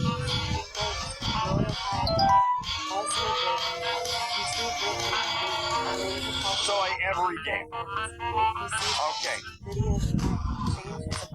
His avatar might change his avatar. If you see him in a game himself, want to play? If you say yes, you are going to have to do loads of tasks.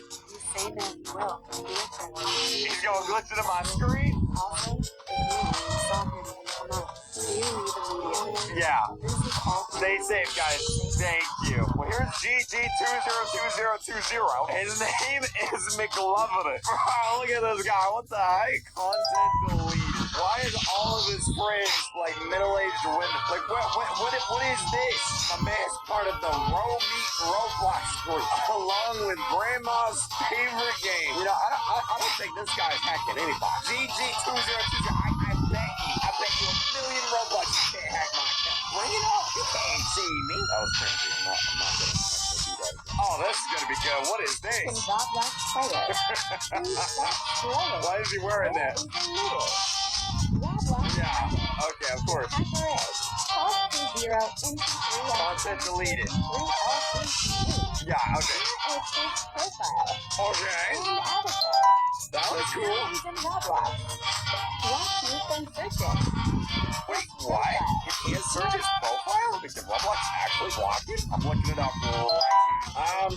No, they definitely didn't block it. Deleting the joy of the people that disappoint. He spelled disappoint wrong. This already feels like an 8-year-old that got like an F on his math test and he got like banned. He got grounded for a week. And so now he's just went like completely emo. Oh, he sent me a friend request. Alright, let's finish watching this. What is this?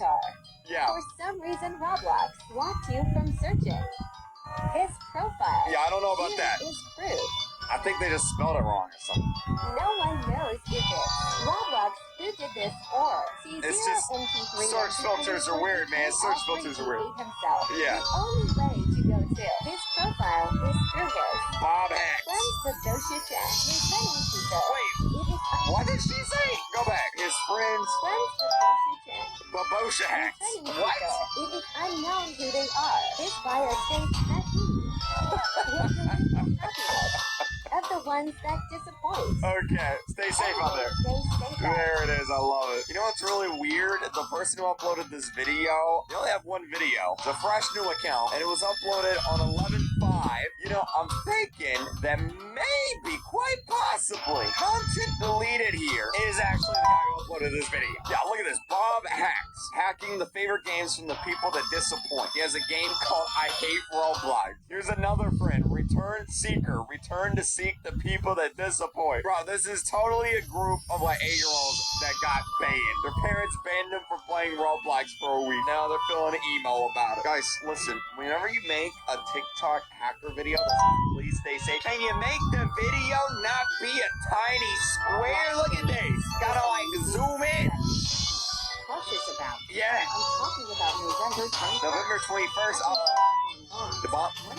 The bomb. What? Yeah. Actually, you know what? Listen, I have this amazing editor. When I snap my fingers, maybe the video will get bigger so that people can see. Ready? Boom! Wow, look at that. That's crazy. That's amazing. All right, here we go. Should not play on that day because Yeah. these are games all those hackers are gonna hack people on. Murder Mystery 2. Adopt So Me, basically, Lost every game on Roblox, they're gonna hack on Hotspot. November. What was that? 21st? Yeah. Let's skip forward a little bit. Yeah. Okay. Games are Yeah. safe. Here's what they can do to you. What can they do to my account? Hack you. And steal your Roblox. Especially on Please Donate. That is not how that works. Get a hold of your money. The host No. and I can Yeah. Yeah.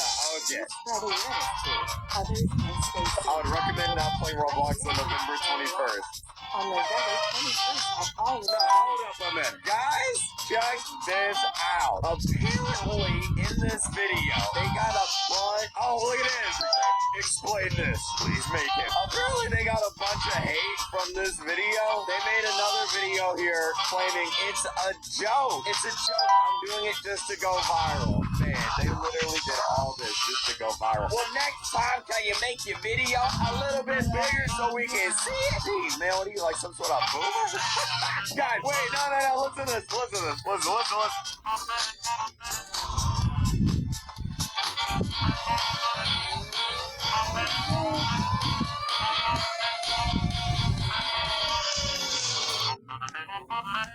Let's try to do this first person mode.